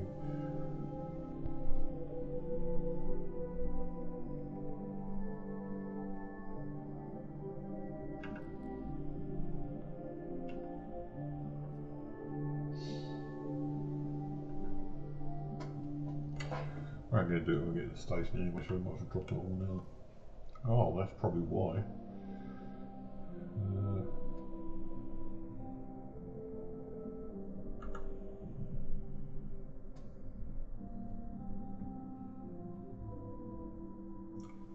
706 5mm round.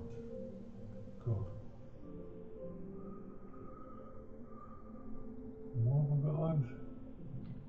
I wonder if it's a bit iffy. 308 round, we don't need those.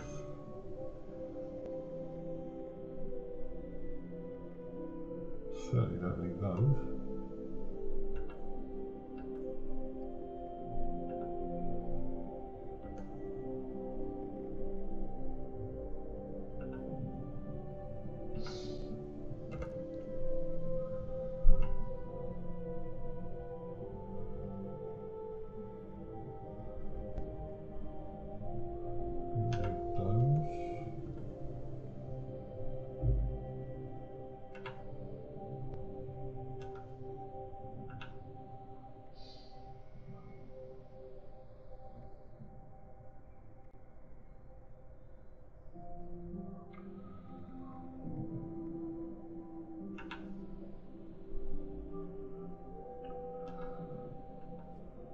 You can tell I'm not patient, man, can't you?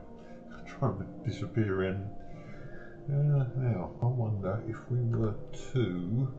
We're carrying a lot of stuff, that's the trouble. We knew we were going to be having problems when we took part in that thing a minute ago.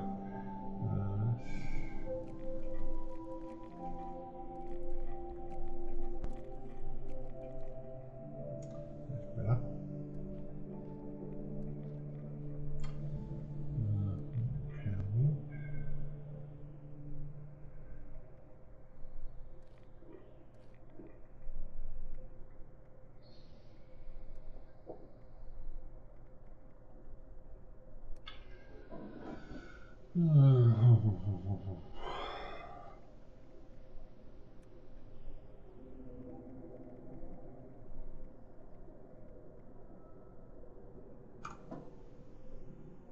No, I thought we'd be able to do it, but we can't. Seems to be moving a bit quicker now.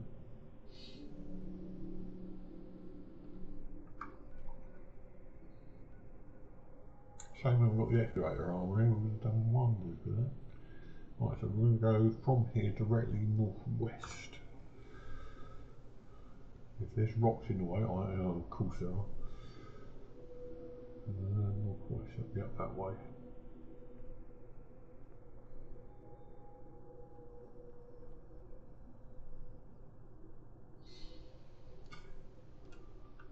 This is not going to qualify as the most exciting stream of all time, to say the least.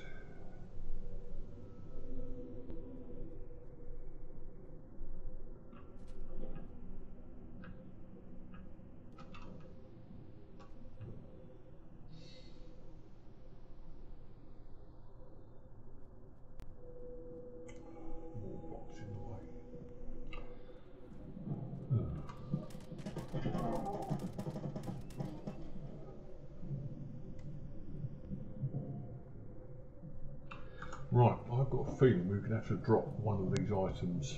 Let's have a look.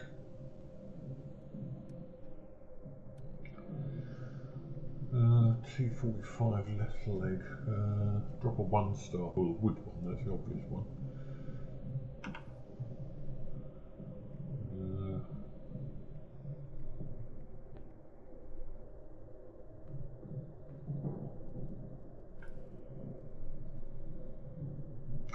Right, now we've only got to drop 2 items, £2 items. Can't drop that.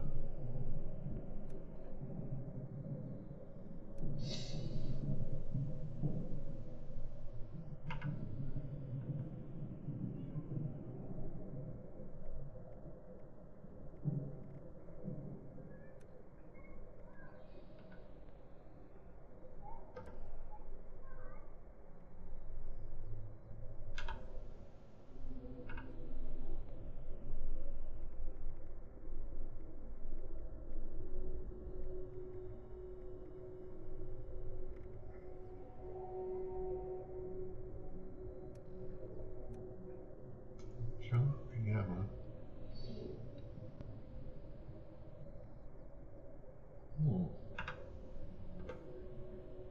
Not be enough.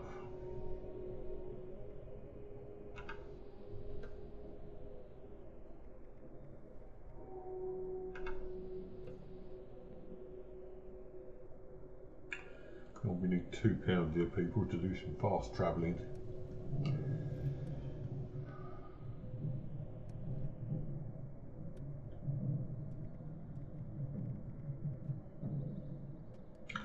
Right, we'll pick some more of that up. Yes, right. God, that was tedious, wasn't it?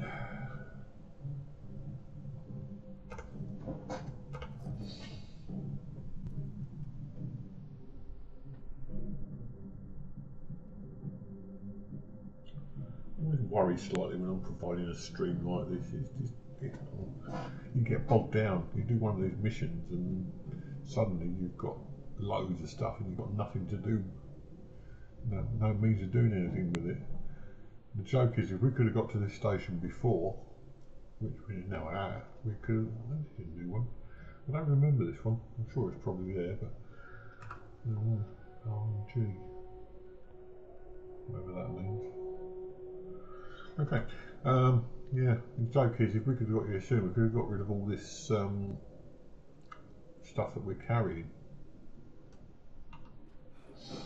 Right, so what I'm going to do, first of all, is compare 2 of these guns, because I've got a minigun already. I've got an Gauss minigun. Let's have an inspection of that. And that is automatic fire, 500 capacity, damage 85. That's that we don't use back. This one is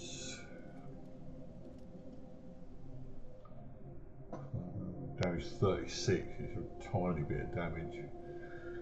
Right, so let's examine this one. 36, 500, fire rate on it, that's but this is the important bit. 57 insects and my alerts. Well, how can we do that? 50% limb, yeah. No, this. Have a look at Gorman's minigun.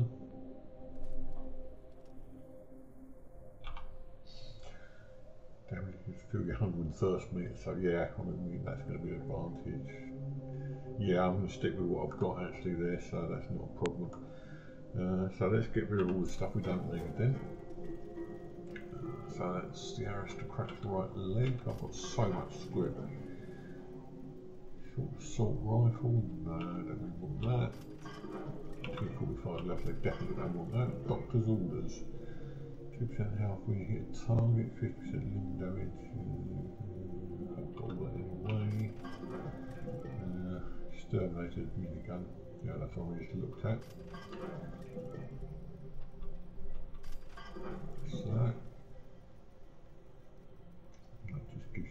star anyway, so that's not a big deal. Right, so we've done that. Now, if you look, we would have been well away from back down to 273. We dropped all that stuff for nothing, basically. And we can't go back for it now. Well, we wouldn't even know where to look for it. I'm sure it's from the last decimal on here somewhere, but that's not the point. So that's that. Let's go and have a look at. We've got rid of all that junk what we're putting in here anyway. Right, and let's see what we can sell to the nice man. No to the poor mod. No man's life is not acceptable. Tender here. No armour, no apparel, no aid. Not an awful lot there. No miscellaneous. We dropped a lot of this stuff anyway, so junk, ammo, no. Okay, so we should be fairly low on, yeah, 273 now, that's pretty good. Okay, what we got here? Oh, weapons art workbench, now that could be useful. Can't scrap anything. Let's see if we can repair our gun, because that's going to need some repair soon. That one's okay, that one needs repair. And we can do a workbench, that's fine. So that's done. Fiction needs repair. We can't do a workbench. Why can't we do a workbench? We need adhesive. So we're going to need some adhesive. So next job, find some adhesive. He may have some actually. We didn't look at what he's got for sale. If he has, we're going to buy some.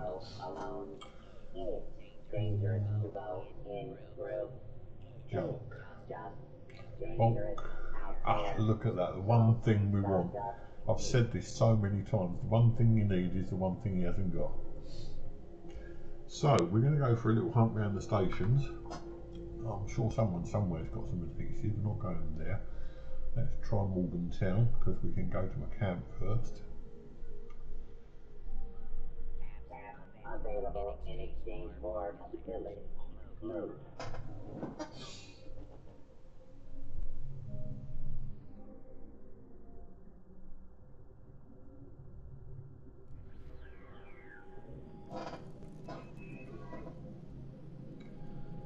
And then we'll go to the railway station, which means going up here.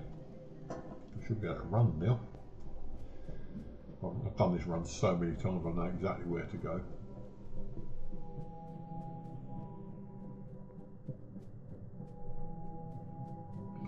I'm just beginning to wonder whether I need quite so much wood. I've got a load of wood in the stash.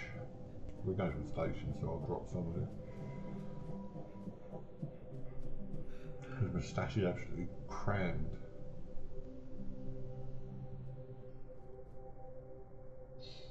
And most of it is probably wood.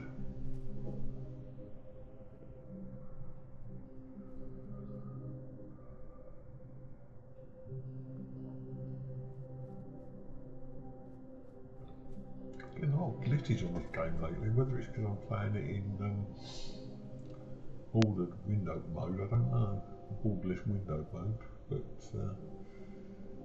what little glitches.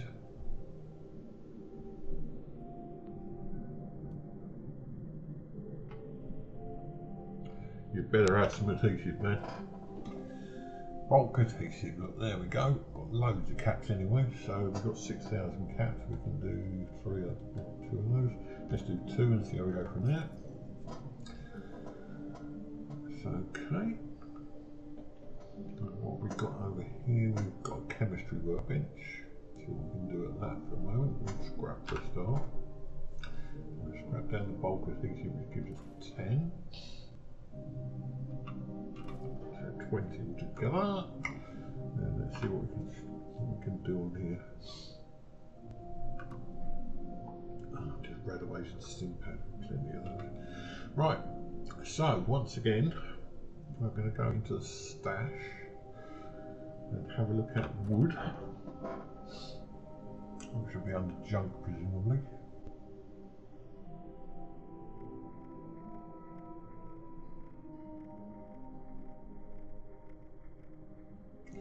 So you've got 12,000 12,052. So I'm going to drop half of that and see what that does. You drop at least 1,000.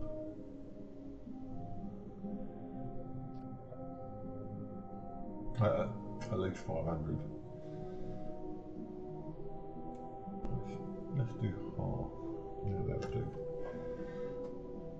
139.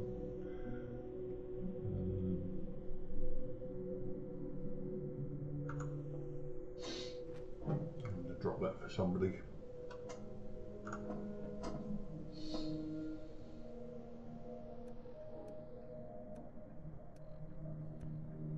It's junk. I'm going to drop them with scraps. All of them. Somebody can pick those up. Right, now we've got to go back again. Oh God, we've got to go back now to the camp. Oh, I can't be bothered with fast travel. That's free.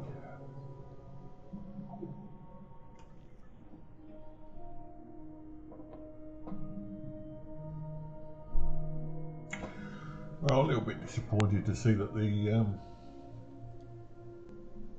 chat has been dismal this stream, so I'm hoping I've had some viewers.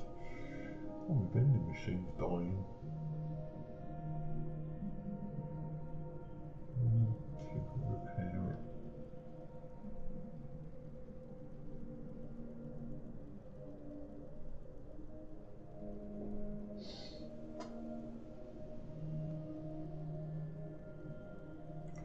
I never find it when I'm from the camp. It's down here somewhere.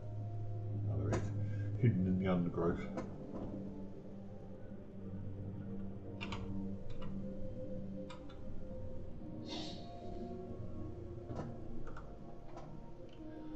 Let's see if we can repair this.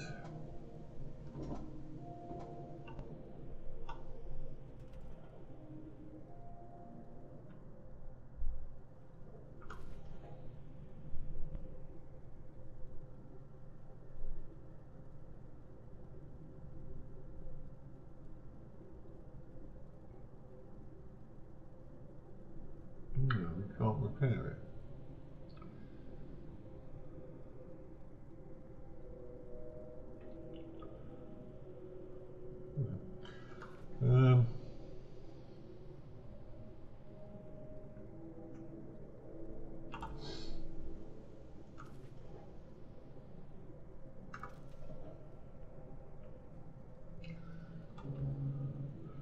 So we'll do this then. We'll have to be able to repair it somehow.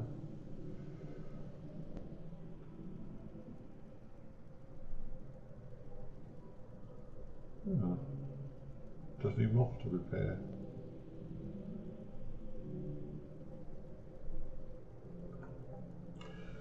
Oh well, hasn't been a problem so far.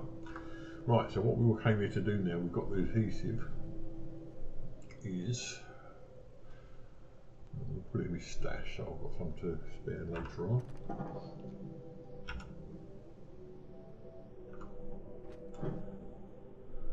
Repairman gun. That space, there you go. There it is. T and R and done. Right, so quite a fit. Now we'll go over and repair what we can on the armour.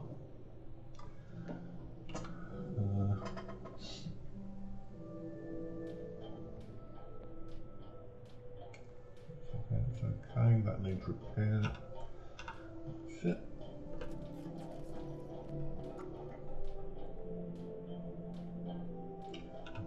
Repair. I thought it was going to run out again then. That's okay, and that's all done.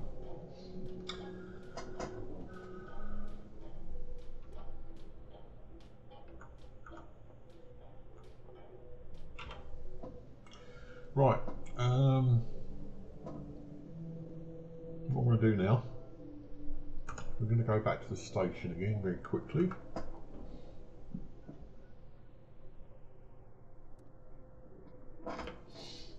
then we're going to go and have a quick run around Morgantown Airport just to finish the day off.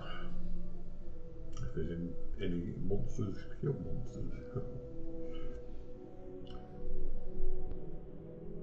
It's amazing the rubbish you pick up over the years, isn't it? Monsters. That was back in the 50s and 60s when everyone was called monsters, everything was called monsters. Doctor Who had monsters. Is that what the modern equivalent is? Do they still call them monsters? Tell me down in the chat and in the comments. Perhaps they call different things these days.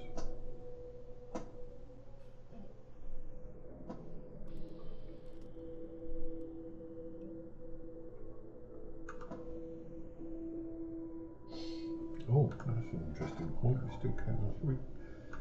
Should we give this an outing? Yeah, why not?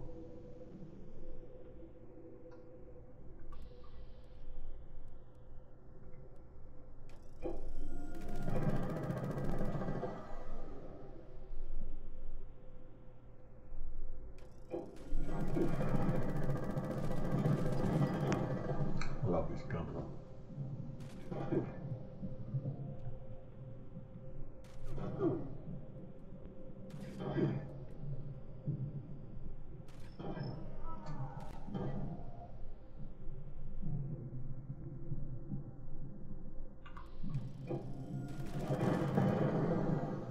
I definitely love this gun.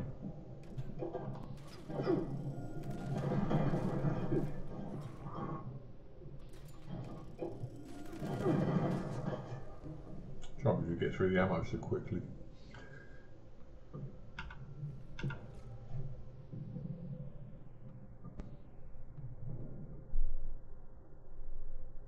I got through about 500 rounds in a couple of seconds the other day in one particular mission event.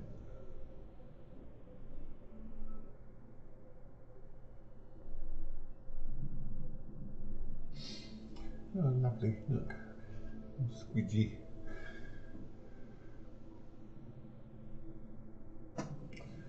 Right,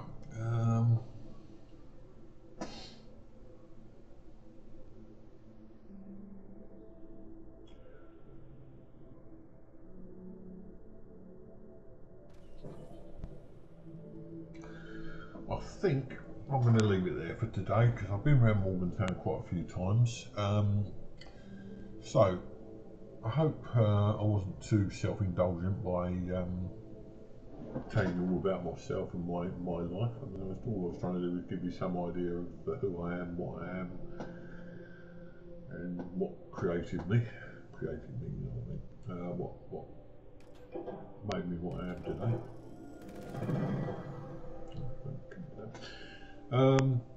It was a bit self-indulgent, and I hope that you'll look on it as trying to establish a rapport between friends rather than me being self-indulgent. Also, sorry to have put the wrong label on it, so anyone who came in thinking they were getting in Elder Scrolls Online has ended up with a Fallout 76, but I did change that halfway through, so hopefully that's not too bad.